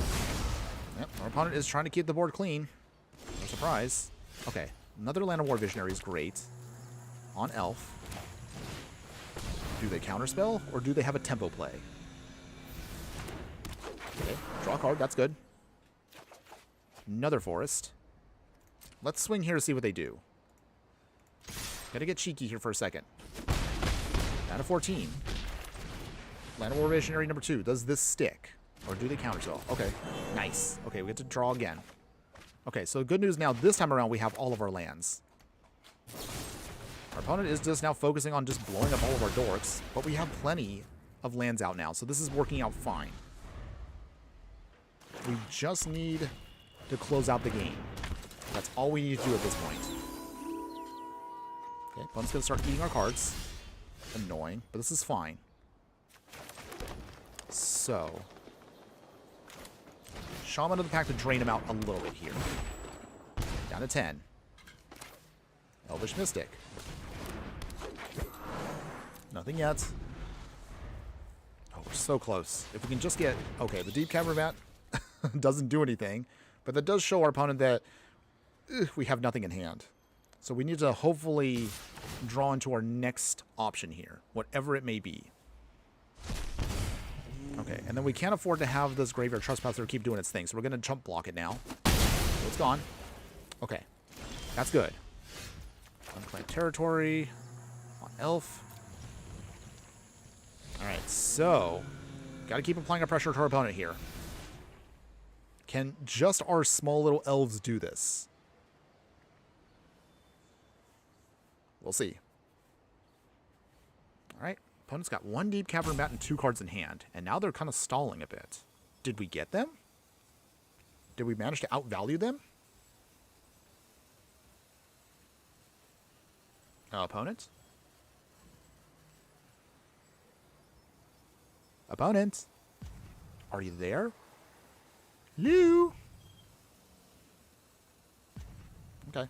Maybe our opponent kind of gave up. Or maybe they're getting an Amazon package. Who knows? Could be anything. See, I just played LOL, Wild Rift. Is Wild Rift different to regular LOL? You guys talking League of Legends? Not something I play, but okay. Okay, so our opponent's back. So we're going to swing. Chump block? They do. Okay, that's fine. Down to 6. Back up to 7. We're close. If we can just get maybe any one of our key elves to help us just either ramp, pump, anything, that'll help us out. Not quite, but it does count as card draw, so we'll do it. Draw hard. Come on, deck. Oof. Okay. Guess we're just going to have to do this the hard way. Swing here. They're obviously going to block the Llanowar Visionary, but that's fine. We're just trying to apply pressure to keep our opponent down. Okay, opponents. Anything? Oh, they block. Okay. Down to 3. Did we get there? Even if we have to chump block Gix, we might have to. Okay, they play Kaito. Okay. But that's not enough. Just in time to save the day. Alright, they stun. That's okay. Control the fight. Control Anything else, the opponents? outcome. Do they fatal push? They do. Wait, why do they fatal push? Wouldn't they want to fatal push the Elvish Mystic to get out of the way? I'm so confused right now. Okay. Either way, it doesn't matter. It doesn't matter. So we'll play Elf. It doesn't matter because we can just pump here. And we still swing anyway and get the victory. There we go, everybody. Plan B to the deck with Elvish Wardmaster off the top. Victory is ours. Yeah. All right. Okay, so even without the Craterhoof, our elves on a budget still got the victory. Oh man, this deck is so awesome. All right, so with that, we'll then now jump over to the non-budget version. So for those of you out there that want to just burn up all of your rares and mythics, you'll now get a chance to see what you can pull off if you really want to go all in on this game plan. So let's talk about the hoof upgrades now. All right, so with that, all right. So in this version here, we're going to mix it up a little bit. We're going to try to solve a lot of the problems the original cheap version did. All right. So with that, let's see. So with this Llanowar Visionary and stuff like that, we want to keep all of our mana dorks as much as possible. So Elvish Visionary, our 2-drop that just helped us draw a card when it enters, that's going to be gone now. Instead, we're going to add in Leaf Crown Visionary. That's our main upgrade here. Gives all of our elves an extra bit of pump. While it's, again, we're still trying to focus on getting the Craterhoof combo down. Leaf Crown Visionary, at least giving us the pump, gives our elves a little bit more resilience. And also, every time we cast an elf spell, we pay 1 green, and we draw a card. So this is going to help us, again, churn through our deck a lot faster, providing us a lot more consistency with what we're doing. Also, because of this, we're going to also cut Spring Bloom Druid now. While we can still ramp, we have a much more consistent way of ramping with Elvish Archdruid here. Same thing. It's going to provide for us a big pump for our elves, giving them all +1/+1. So even again, if we don't have our Craterhoof, this gives us another better shot and maintaining a little bit more consistency and strength with all of our elves. Because you kind of saw from the past couple of games here, while our elves can do their job with just mana dorks, they're a little weak. So these 2 cards, again, provide us some backup in the main deck, which is great for us. Of course, this can tap and give us a ton of extra mana for every elf we control. So it provides us, again, with consistency. That's what we want for the deck. As far as the upgrades to the sideboard now, so with this, we're going to now add in Heroic Intervention. This gives us a much stronger option to give all of our permanents hexproof and indestructible until end of turn.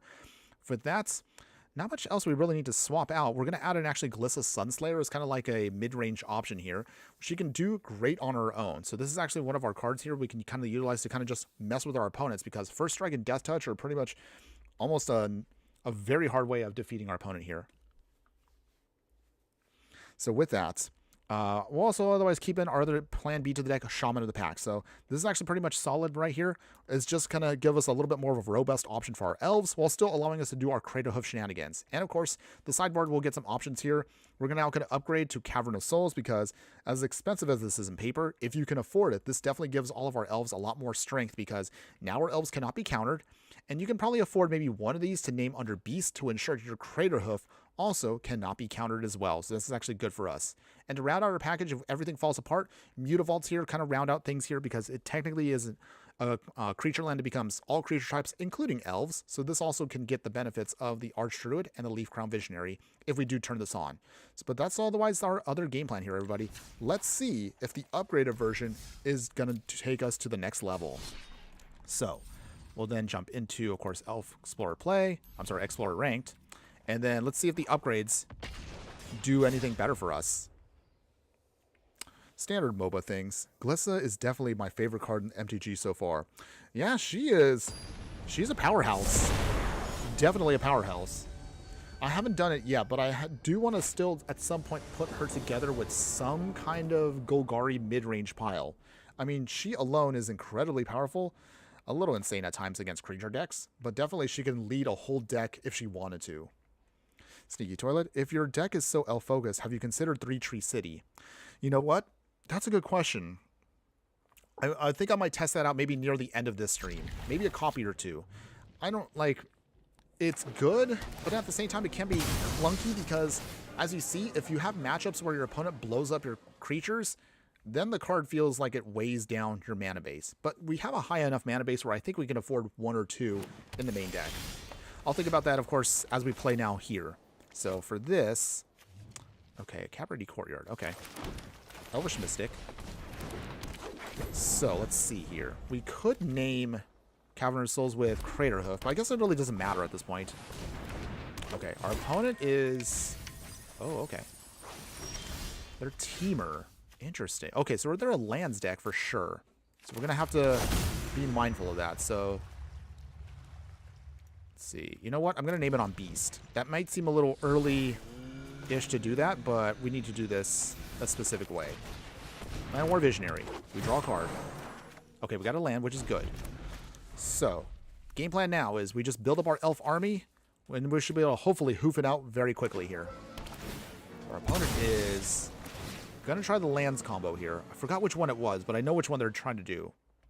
For some reason, my brain cannot remember the name of the card. There's just so many cards to remember. It's just too much for my brain. Can't agree. I run 1 in my frog deck. Okay, that's interesting. That's good. So yeah, maybe 1 copy of 3-Tree City, just to hedge our bets. With that land, it's high risk, high reward. It can be, but we'll give it a shot a little bit later on. More Master and Land War Visionary. All right, the elves are coming. We draw another card. Oh my goodness, we have so many fierce empaths. At this point, maybe I could have swapped out 1 copy, but we'll see. All right, opponent is bringing back all their lands. Ugh. Okay, well they outramped us. Elves got outramped. Can't believe that was actually something I said. Okay, our opponent is... wow, they actually went all basics. Interesting. I'm curious to know, though, how this is going to work against us, but we'll see. We're going to see if we can try to outdo them, though.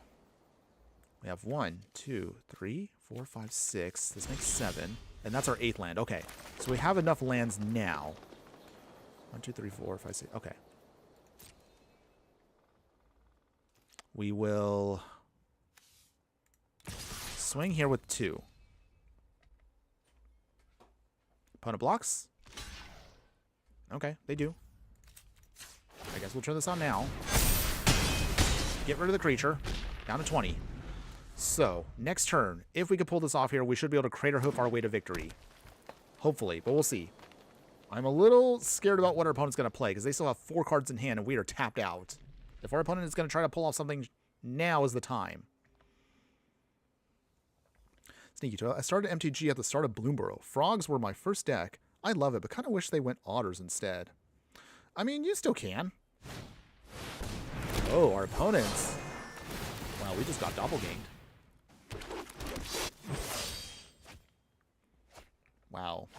We just got doppelganged. Okay, well, I feel foolish now, but okay. Our opponent outdid us. I'm a little in shock right now. I don't even know what to say. I don't know if we're going to win this one. I mean, we could try to win with what we have, but I don't think we will. All right, let's try, though.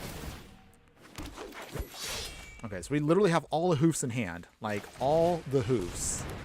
And I'm only putting out a Fierce Empath now to get the last hoof. No attacks. Okay, so if our opponent's going to swing, they're going to do it right here, right now. Okay, opponent? What do you do? Wow, I was not expecting that one. They doppelganged us. Okay. Note to self, though. At some point, I will want to actually play another doppelgang deck. I've been meaning to do that, but we'll try to figure out the right deck for that one. I have an idea, but we'll probably going to need a couple more mythics to do that, and I'm kind of running out of mythics. I'll talk about what I mean by that in a little bit. But otherwise, our opponent here, wow, they messed with us. I was not expecting what they had. Well, I'll let our opponent kind of try to do their thing here because they have plenty of lands. I mean, we have tons of lands too. That's fine. Okay, so if they swing, they can pump up, but that does cost them a lot of mana to do one swing. Okay, they channel. Okay, I see what they're doing. That's clever. But I will give them kudos, though. They actually did it with basics, so that's actually pretty impressive. Okay. Opponents. Okay, another Cabaret Courtyard. They're literally just getting all of their lands filtered out. I wonder how many lands they're running. They have to at least run like 30 lands to pull this off. Yep, they will copy me. But that does remind me, we do need to play with... I do want to play with Doppelgang one more time. At least another deck. But, oh boy. Oh boy. Our opponent here got us pretty hard. But they have tapped out a little bit here, so I don't know. Are they going to try to do it again? Opponent? Is that it? Is that your turn? Opponent?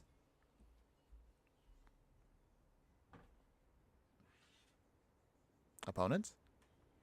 Yes, don't copy me. No bueno. Alright, so. Anytime now, opponent. I think they're trying to weigh their option here to see what they want to do. Which is probably going to be, they're going to tap out right now with Doppelgang, aren't they? That's what you're going to do, opponent. Oh, they did not. Okay, so. We'll name that on... Hold on one second. This is named on Beast. So we could just name this on Elf. That's fine. Okay. In the meantime, I mean, we came here for a reason.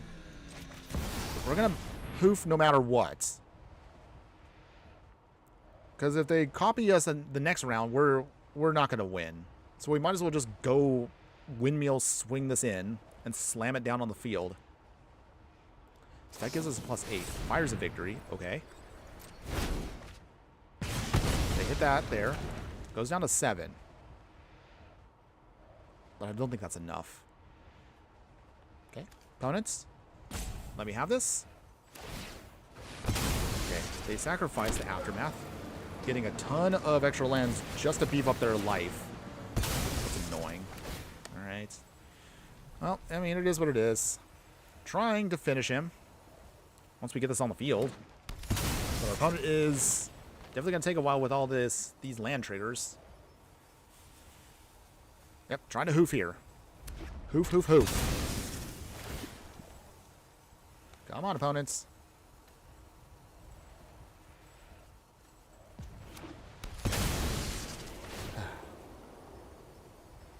Almost done. Almost done.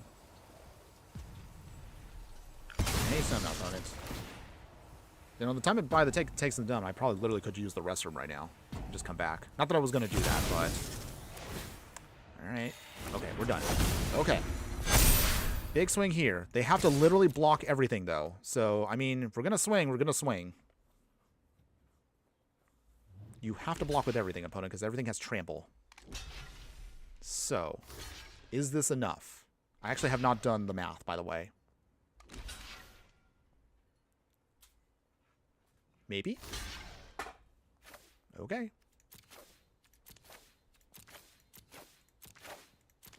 Did we do it? Oh my goodness, we did it. The math checked out, everybody. We did. Victory once again. You're not going to try to copy all my stuff and get away with it, opponents. Poof. There it is. Once again does it, everyone. Victory. All right. Not too bad, right? I will say, though, I did like what their deck was doing. So I'm going to maybe clip this later on and kind of steal some ideas here for a future deck, for something else that I was going to try to build upon. But again, we'll talk about that a little bit later. Let's go ahead. Let's continue through ranked. We're still getting our wins in, which is good. Really good. And then for those that are wondering, if you are interested and if you do like this deck, and if you would like the budget one or the non-budget one today, don't worry. After the stream is over, I will update, of course, the details in the YouTube copy and also on Twitch. And also, I believe also, I'll update it also on X too. So those will all get a little bit more of an in-depth view of the deck itself. They'll have all of those sites will have their own deck lists. Oh yeah, and of course I'll also throw it up on Instagram as well. So later on, I will make sure to put those in the details so all of you can copy and paste it and throw it in if you do like it in any way, shape, or form. Maybe you do like it, or maybe you want to modify it for your own liking. Either way, all of that will be up later today. All right, so got our forest here. Okay, our opponent is playing Yorion. We haven't actually fought a Yorion deck today, so let's see. Can we outvalue the Yorion deck? We have Collected Company, which is good, so that means that'll be a turn 3 option for us. Fierce Empath is also great too because that'll get out our hoof. So far, one thing I do like about this deck is, although we sometimes have some bad draws, more often than not, the deck is very, very consistent at its game plan. We've had no problem ramping for the most part, and we've had no problem getting out the Craterhoof very easily while also just building up our whole game plan. So that's one of the things I do like about this deck right now is it feels very consistent so far. X, that's Twitter. Oh yeah, I forgot. Some of y'all don't want to say X. I mean, I'm trying to use the proper terminology. I mean, as you can see right there, I mean, when I first streaming earlier, yes, I had the little earlier, the blue bird logo, but I had to switch, of course, to the X to make it appropriate for my brand. I don't know, man. Your pet looks like the Dota 2 character called Shadow Fiend. Oh, really? I have to look that up later on. Also, yeah, I don't play MOBAs, but, well, I mean, technically... Wait, did Pokemon Unite count as a MOBA? I believe so. I think that was the only one I actually played. But that's something else. Like, I played it for a little while, and I had fun with it, but I kind of got bored of the game. Mine is just a rock. Oh, yeah, everyone likes to play with the little rock. Do you play with the original rock, or are you playing with the little dastardly one our opponent has on the side here? Okay. Leaf Crown Visionary. Okay, so this will help us draw some cards. So if we can get out another elf here, we can start just drawing onto everything we need. Or I suppose we could do a Collected Company. I guess it depends on what our opponent's going to play here. Breeding Pool. Triome. Okay, Opponent is Fatal pushing us. That's a 1, by the way. That's fine. We still have everything else we need here. Oh, the Dastardly one? Yes. Yes, that's the appropriate one to use, of course. Okay. They don't want to shock themselves, I can tell. But we're going to Collected Company here before it's too late. Okay. There we go. Okay, so we got the War Master off and the Archer Druid. This is good. Now we have our ramp. And now we have our elves. There we go. Now we're feeling pretty good about this one here. War Master. This is the dream, everybody. We start getting all of our dorks out here. We can tap him. And we just Collected Company again. 2 more Visionaries. Yes, this is working. This is where Elves gets explosive. So I'm really happy that this is working out the way it is. Pump. And pump. Maybe we might not even need the Craterhoof at this point. Down to 13. I forgot that Elves alone, they actually don't need the Craterhoof to win. I mean, this version right here, there we go. Our opponent did not want any more of our Elf army there. So there you go, everyone. Victory. Ow. We're ranking up today. I mean, again, I mentioned earlier, I don't really care about ranking up past platinum, but hey, I'll take the wins. We're looking really good now. Whew, all right. So, upgraded version is definitely pulling its weight as well, which is actually really nice for us. And then again, so letting you know right now, looking at our time frame right now, we did start a little bit later than I anticipated due to some playing around with some settings. Again, as I mentioned earlier, we're going to see in the future, we're going to see if we can try to do a dual YouTube stream where it's going to be both a horizontal version for those that are watching, you know, on your PC, laptop, or whatever. And I'm going to hopefully, as long as it works, we're going to see if we can try to do also a dual vertical stream for those of you that are watching on mobile. This, in theory, should make it a lot easier for me to then do some live streams for those of you that watch on mobile. But we'll see if that works out in the future. We'll see if we can make it work. The only thing is I'm probably going to need to get a stronger rig because I mentioned this earlier that when I tried to do a test version, it kind of pushed my computer a little bit too hard. We'll see if we can make that work. I do want to make it work, though. I'm going to try to see how many platforms I can stream to all at once. But otherwise, until then, we'll get back to the game here. We played our Land of Wars, Cavern of Souls. Our opponent always went Potato Push, Sunrise, Sunset, Mutabolts, and I guess we can't really do anything else. Awkward. Okay, so we get our third land drop, hopefully, and we can do our thing. Blood Fountain. Huh. Okay, they make a token. What are you trying to do, opponents? I've not seen anybody play Blood Fountain outside of, like, limited draft format. Oh, okay. Are they an artifact deck?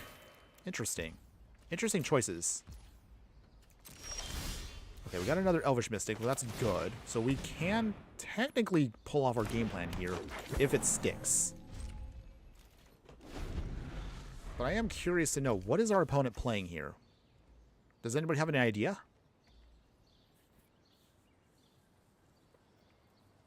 Opponent?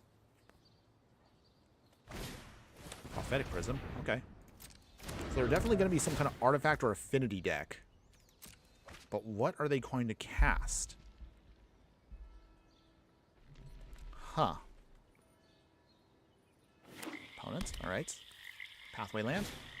Record Bankbuster. Okay. Well, the good news now is at least they tapped out. So that does buy us time. Okay. We're actually going into our hoofs here, but we need lands. That's what we need. Draw card. Come on. There we go. Much better. Okay.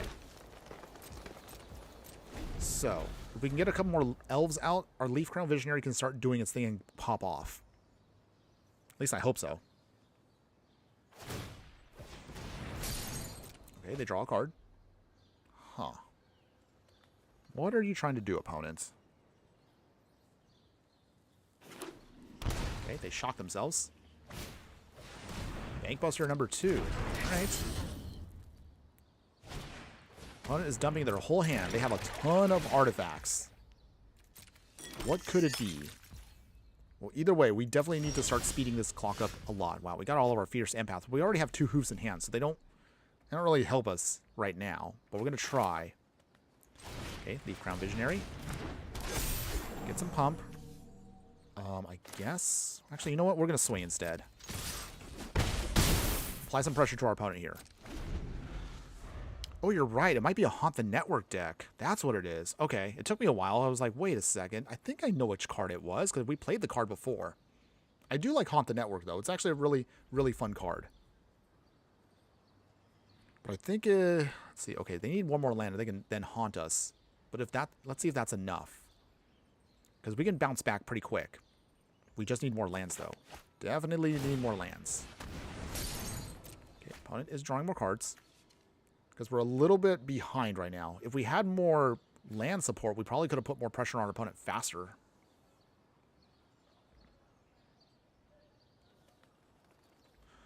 Swordsman, hello from over on YouTube. Welcome, my fiery friends, to the chat. Hopefully you're having a wonderful day wherever you're at. Thanks again for joining us today. How are you doing? Seeing to see if we can try to get some hoof action in right here, even though our opponent keeps blowing up our elves. Okay, well, we do lose a little bit of power there, but that's okay. We will try to see. Our opponent looks like they're trying to get their game plan off, but they're not quite there just yet. But I think they're close. Because if they have... Okay, they have the Enigma Jewel. Alright. Alright, I'll haunt the network. That's something that we're going to have to be worried about, but we'll see if we can try to find our way around it. Okay. Elvish Mystic. And, okay. I think we're going to do it this way. This seems very clunky. We're going down to 6. Okay. So, we theoretically have lethal next turn if our opponent does not have an answer. But I'm pretty sure they can start turning on things quick here. Graveyard. Alright. Well, they made 1 pilot token. Memory Guardian. Okay. So they do have some Infinity stuff. That's kind of cute, by the way. Little robots. Alright. Anything else, opponents? We need more lands. That's what we need. We have 1, 2, 3, 4, 5, 6. Sacrifice the blood token. Okay. Anything else, opponents? Another Memory Guardian. Okay. So now they have a decent defense, which kind of puts us a little bit of a spot that's like, okay, well, they're casting stuff, but we're still not quite where we want to be at. They throw in more lands, by the way. Okay. All right, tap land. Is that it, opponents? Another Mutavault. Not ideal, but I guess we'll take it. At this point, I'm just trying to throw out more elves just to kind of fill out our whole game plan here. I guess we'll pull out the Hoof, by the way. Hoof number 3. Alright, I guess all the hoofs are coming out. And then we get our last hoof. So literally we have all of our Craterhoofs in hand, and we can't swing just yet. Alright, if our opponent has what I think they have in hand, we might be dead. We'll see. Okay. So we have 5 elves out. 1, 2, 3, 4, 5, 6, 7. We don't have enough still for a full Craterhoof swing. Not yet, though. Prophetic Prism. Okay, wow, they're trying. They're trying. Ooh. Can we get there? At least one more land would help us out here. We could then just kind of go swing, swing, swing with all of our Craterhoofs. They're so close to dying right here. But if they have to haunt the network, then we are in a bad spot. Okay. Nothing, opponents? Do they swing? They do. Okay. Okay. Down to 14. Okay, we did get the land. So. Craterhoof number 1. Do you have a counter, opponents? They do. Annoying. Alright. We do nothing. We'll pass. Alright. Thankfully, though, we have all of our hoofs in hand, so we just literally need to just keep slamming them down. Our opponent is going to run out of cards eventually. Come on, opponents. Come on. And then looking at the clock right now, I think I'm going to try to jump to a best of 3 match or 2. Maybe just 1, because I don't know how much more time I'm going to have. We are a little low on time, because we did start a little bit late, everyone, so I do apologize for that. It is going to be a short stream this morning, but still, we'll just cram in as much as we can right here, right now. Opponent, do you swing? Oh, man, I kind of wish I named... Well, we didn't get another cavern, so we couldn't name Beast. So that does put us in an awkward spot. Okay. All right, we just got to survive the hit here. That's, what, 8? Wait. Oh, that was Xaxes. Oops. Well, I kind of messed up on that one. Oh, well. That's important, everyone, to remember how much the numbers matter. Blocking probably would have helped us maybe survive 1 more turn, but oh well. It is what it is. I don't know if we could have won or lost that one, but either way, I kind of accidentally messed up on that one. It's fine, though. It's okay. Either way, let's now jump to a best of 3 match with our hoof and see if we can do this. Sneaky Toilet, do you ever do a day of streaming Magic? I mean, I want to.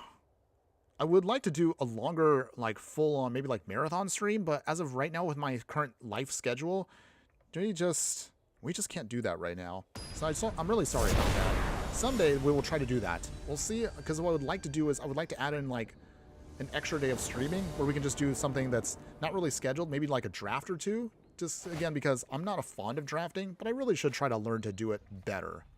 And then other things that I would like to do is maybe like, if not that, a third bonus stream, which would be like a, for those of you that are all, you know, my Fire friends here, all of you can get maybe a bonus stream of like maybe one non-Magic game. Maybe we might play a retro game, just something that we might just throw on just to kind of mix it up a little bit and, you know, have some fun.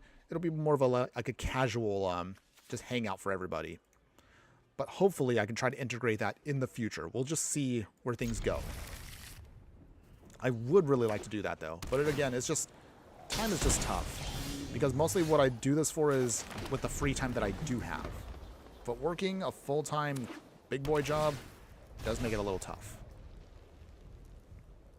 We hopefully, I'll see if I can try to squeeze that in at some point this year. I would like to. Until then, however, jumping back to this game, so we have an Elvish Mystic. So if everything kind of goes out, so our opponent is playing a desert deck. Because why else would you play the Arid Archway with a Lush Orchard? Okay, until then, let us play Elvish Archdruid. Yeah, that is true, but it's okay. It's okay. Play this on Beast. So if our opponent is wise, they could figure out now if I play this on Beast, they should know that a Craterhoof is coming. So it's not going to be a big surprise against them, but that's okay. Clifftop Lookout. Okay, our opponent is definitely going with the... Wow, they're definitely going big with the... What stuff here? 2 Arid Archways. Okay. They are going to be... Wow, they have a whole set. Okay, so we did get another Cavern of Souls. This one we'll name on Elf. So from here... Here's how we do this. Collected Company off the top. Leaf Crown Visionary and an Elvish Mystic. So this is what you want to do here. So with that... Llanowar Visionary. There we go. Our deck is doing its thing, so we get to draw a card. Draw another card. Get the other Elvish Mystic in. Okay, now we're set. So even if we can't get the Craterhoof Elf, we have plenty of power backed us up with Leaf Crown Visionary, so this is good for us. Yeah, big boy job and family time, minimal free time. I mean, it is fine. I still try to squeeze in what I can, because it's been only about, what now, a year since we've been actually doing live streams again. I originally started with a live stream originally a couple of years ago, but I had no idea what I was doing, so I kind of had to stop for a bit and then realize maybe I should focus on building YouTube content first before people care about watching me stream. Okay, so let's see here. We got everything we need here. This is it, everybody. This is all what you came here for. So, Elvish Archdruid. We need to make sure we have just enough. So, let's see. We'll decline.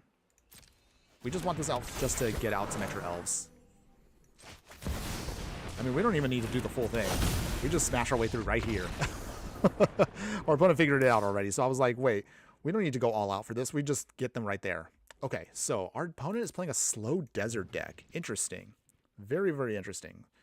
Let's see. What do we want to do against that? So if they're playing a bunch of lands, I mean, we could do the Craterhoof plan again, but I think we're going to mix it up a bit. Bring in the Shaman to the packs. Take out the Fierce Empath. And instead, Glissa comes in. Ogron Assassin. And just in case, one Reclamation Sage. Just in case. So if our opponent assumes the Craterhoof plan is coming in, they're going to try to readjust for it. But I think with these adjustments, we'll kind of definitely mess with them a bit here. Okay, so this is solid. This is really good right here. We have everything we need. And we'll be good to go here. So we'll start throwing down our elves, build our army. Oh, Sidious Fungus. Okay. Interesting. Okay, that's cute. Name on elf. Mana World's coming down. All right, opponent. Bring it on. We're ready. It's time to do. Okay, Fountain Ports. Glimpse the core. All right. Okay, so they're not all deserts, but they are a Simic ramp deck. That we know for sure now. Okay, So in that case, Leaf Crown Visionary. Llanowar Elves. Okay, so now we're going to get our ramp going. The good news, of course, is we can still also go off with just these cards. Spelunking. Okay.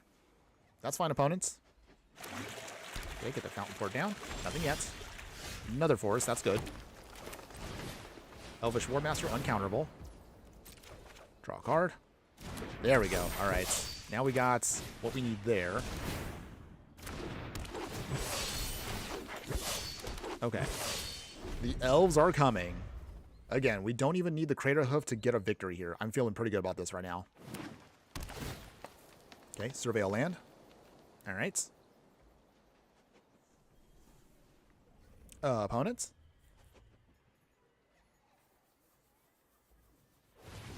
Okay, tap. And tap. Okay. Okay, they sacrifice their fungus. They're going to put a land down. That's fine. Okay. I'm not sure what our opponent is trying to get to beat us, but they're definitely ramping out quite a bit. So we do need to see if we can close this out quick.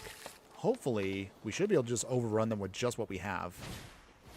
Another Insidious Fungus. Oh, there we go. There we go. Much better. Okay, so we do it this way. Elvish Archdruid. Draw a card. And we also got the Collector Company. Okay. At this point, we pretty much got the win. Swing with everything here. Except for Leaf Crown. Okay. Alright. Nice. Opponent's going to have to do some blocks here. But we could definitely close it out here. Okay, down to 6. Okay, opponent, whatever you're trying to do, this is the turn to do it. Overlord. That doesn't do it. Anything else? Last card in hand, opponents. Second Overlord. Nope. Not enough. You know what? We're just going to drain him here. Oh, opponent. Oh, I wanted to do that. But okay. They knew they were going to lose, so we'll take the win there, everybody. Our elves overrun it. Our Craterhoof just smashes through. Yeah. Victory once again for us. Wow, this deck is doing great. I'm really happy about that. Yep. They were ramping, but they were just a little too slow on what they were trying to do. But hey, I'll take the wins easily. Okay, so looking at the clock right now, I think we're going to see if we can try to get one more best of 3 in. I know that seems a little bit earlier than anticipated, but assuming the next match goes long, this should, of course, lead us into the final part of our stream. So again, thank you one more time for everybody that has been with me today. And for that, once we get to the very end, as always, we'll do a full evaluation of the deck itself, good, bad, and ugly. And then we'll kind of give you a little idea of what's to come for the coming week and content. But okay, win or lose. Can we do it here? We're going to try. Okay, so as long as our opponent doesn't have removal, got the Forest, the Elves, Llanowar Visionary should draw us into stuff here. Awkward that we already have the Craterhoofs in hand, but hey, it is what it is. Oh. Of course, our opponent has to play. Nice. Yay. Alright, so I guess Arena was like, you know what? Infernoman, you've won too much today. We're going to take you down a peg with a mouse deck. Surprisingly, we did not face off against them very much today. Okay, so Select Shot Show Off is coming. Okay, we'll just have to not block there for a second. Okay, got the Forest. Llanowar Visionary.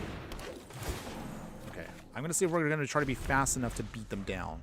Because a red deck usually does not care about what we throw out there. Unless we go wide enough. But let's see. Is it enough? Is this going to be enough? So touch off. Come on in. 4 cards in hand, opponent. Reverberating Summons. This is a new card I have also tried to look at playing with on a future deck tech. I'm looking at this and another sweet card that also came to us. We'll see if we can integrate these into a future deck coming up soon. But I'm well aware that Mono Red Aggro has been utilizing Reverberating Summons quite a bit recently. Alright. Fierce Empath. Not the card we want to see right now, but I will take it. Get a Craterhoof out. But it might be too slow. Literally all the Craterhoofs in hand. But we need right now instead a much stronger option. Okay, reverting summons. Okay. So I'm pretty sure at this point, when we go to the sideboard, we definitely need Glissa. Glissa would stop the aggro plan here cold if we can get to it. All right. This is not good at all. You don't want to block with this kind of stuff, but we may not have a choice here. Okay, opponents. I mean, I do commend them. They're going to be super aggro because that's what red does. Down to 7. Did not get any of our card draw this game. So literally we get out the other hoof, but that's not enough. We'll give it one more turn. If they have the win here, then we just lose. I mean, like, if they have the cards in hand, I should say that. Okay, so I'll show off. Do they have pump? They most likely do. They have to have pump. Or removal. Burst lightning. Yeah, that works. Alright. And we'll just concede there. Okay, so our opponent got us in the first game there, but that's okay. We can still get them the next ones. Okay, so this one, definitely not the Craterhoof game. Fierce Empath gets cut. Glissa definitely coming in now. Reclamation Sage definitely comes in. And I guess we can throw in, this is, I guess, okay, Shaman of the Pact again? Or I guess maybe Heroic Intervention. That might help us out. If that's the case... Well, actually, maybe the Heroic Intervention may not help us out that much. We want to make sure we can maximize our elves. We'll just do this instead.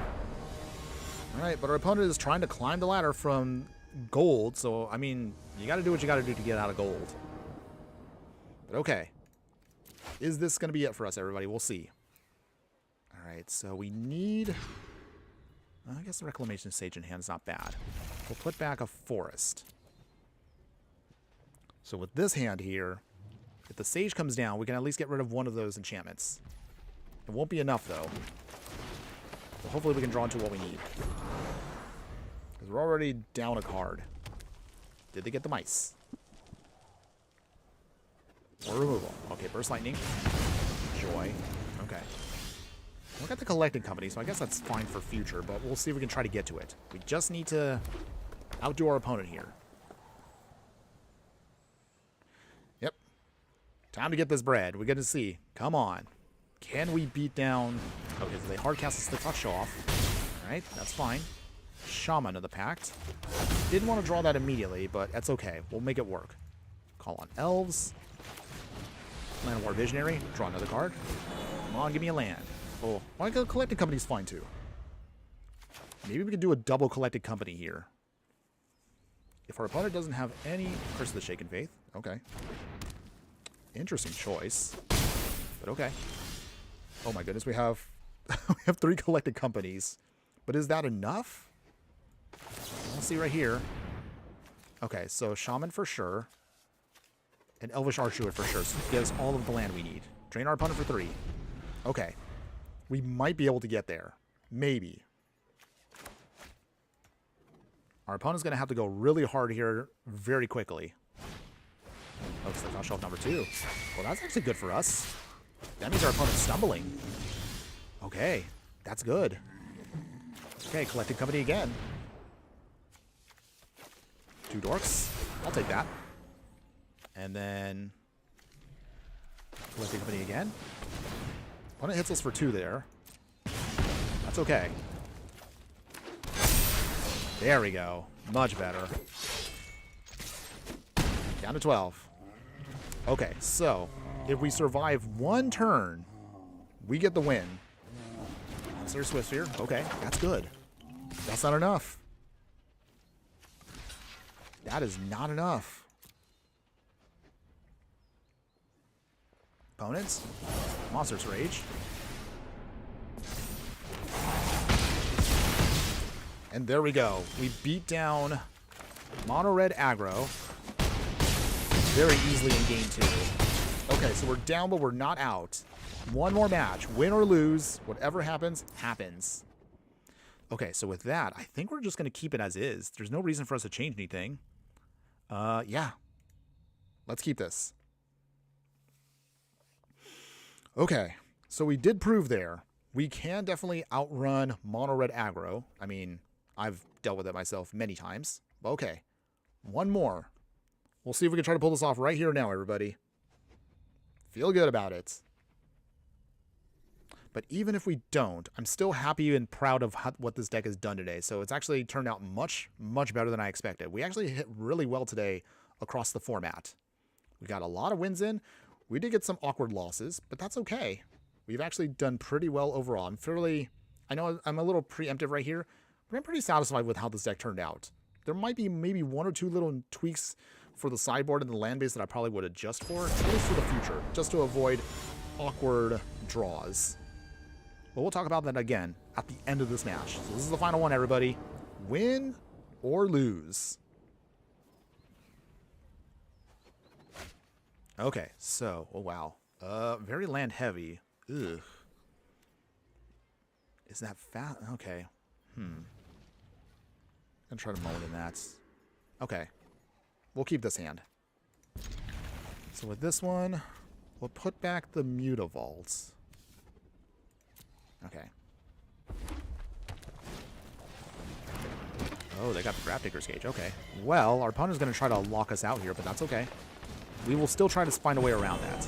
Grafdigger's Cage. Wow, they actually had a Grafdigger's Cage in the sideboard? That's annoying. Well, if we can get to Reclamation Sage, that should be fine. Oh, our opponent is definitely playing an atypical style of deck, but okay.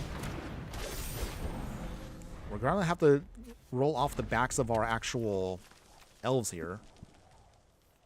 Does our opponent have removal? Opponent is definitely a very interesting mono red deck, so I mean I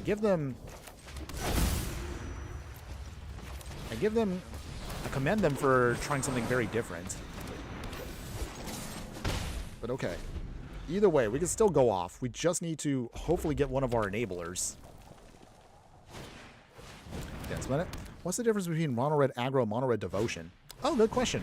So, while they can be interchangeable, an aggro deck's focus is just to play small, efficient creatures with the hope of just beating down an opponent with very small threat. Like, for example, these reverberating I could not say words. Reverberating summons.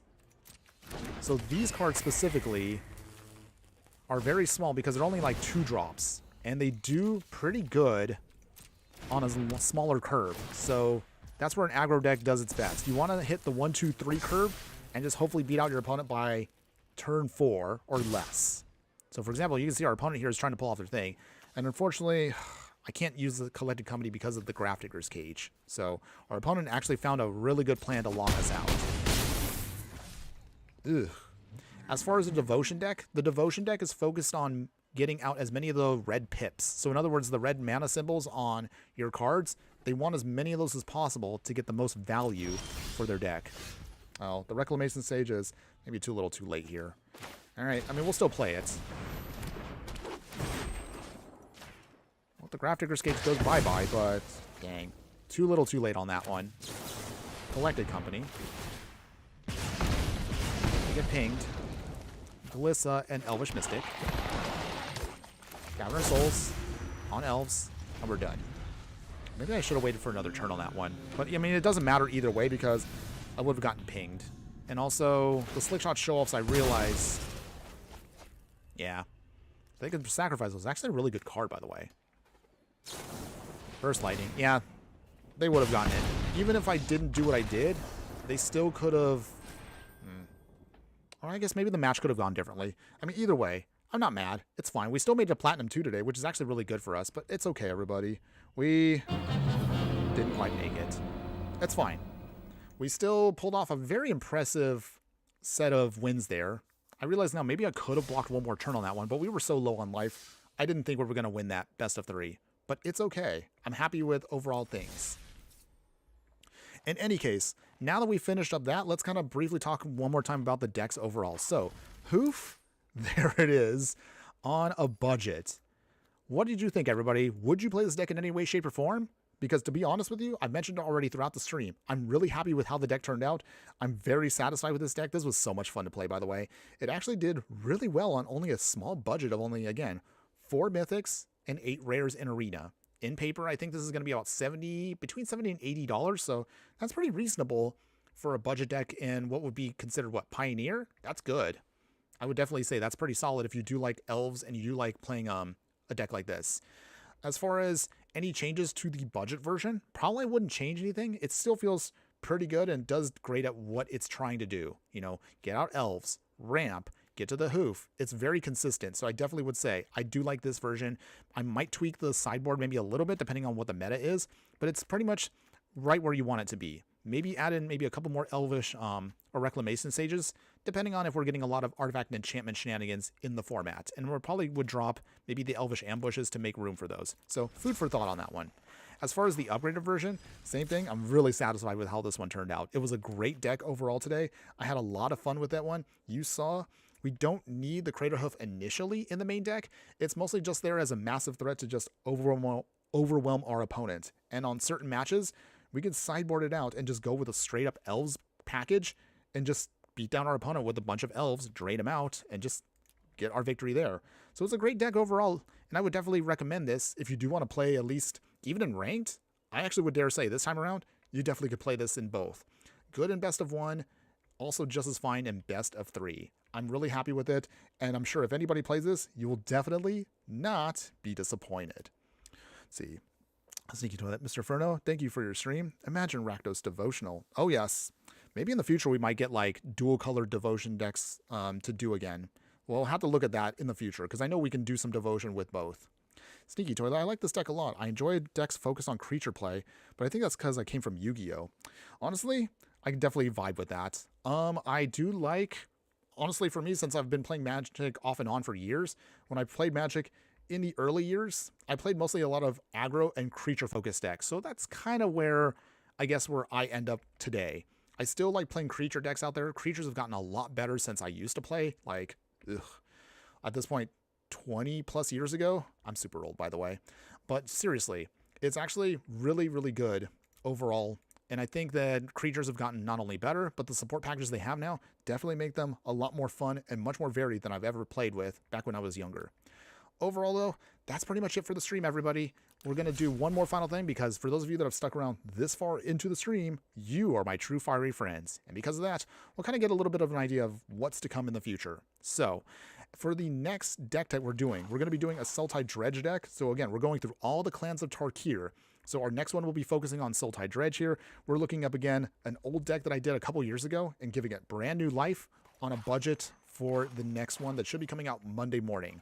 We'll then do a couple more shorts that are going to be coming out next week. I have a short coming out tomorrow morning that kind of talks about something that is going to be a little bit awkward regarding Arena, at least when the Spider-Man set comes out. So I'll touch upon that later on. The next stream, we're looking at Sarkhan now, since, of course, you have to talk about Sarkhan if you're going to do Tarkir. So we're going to be doing a Mono-Red Dragons deck with him leading the charge. And then I've been playing around with some other ideas out there. Some people have been mentioning there's been a Bance, I guess like energy token deck out there that's been actually pretty powerful in other paper formats. So I wanted to see if I can try to make my own version for a future stream or maybe for another deck tech in the future. Either way, don't worry. Once we get to the Sultai, I'm looking at maybe Jeskai will be the next budget deck, at least in a couple weeks. And beyond that, near the very end, we'll be, of course, touching upon the final one. Let's see, was it? We did Abzan, we're doing Sultai right now, Mardu. Wait, what was the last clan again? Wow, I'm completely bugging out here. But either way, the point is we're going to get the rest of the clans done. And by the time we finish the clans, we should be rolling right into the spoiler season for Final Fantasy. So that'll be a very interesting one coming out soon. But otherwise, that's pretty much it, everybody. Have a wonderful weekend. Enjoy it, whatever you are doing, whatever decks you are playing out there. And again, we're going to hopefully try to do this again, most likely either be Tuesday or Wednesday in the afternoon. Oh, let's see. Sneaky Toilet, one more time, one more message for you. Please remember to give card recommendations for my Planeswalker deck if you're willing. Don't be afraid to change it if you need to. Don't worry. Again, I will chat with you as soon as I can with that one. But otherwise, one more final thing. Shout out to every one of you that were in the chat today. So Dan Splendid, Sneaky Toilet, thanks again for being there. Stickman Jake, Swordman4, thanks again for giving that little hello. MTG Hillbilly, thanks again for popping up. Psycho Juggernaut as well. And then those of you that were also on Instagram that I can see right now. So B. Hurley 3, Michael E. 430, The Black Griffin 27, and Josh Arco. All of you, whether you did chat or not today, thanks again for showing up, everybody. But before we go, one final thing I always like to remind everybody, just remember that no matter what you do play in the game of life, always be sure to burn bright. We'll see you again in a few more days, everybody. Later.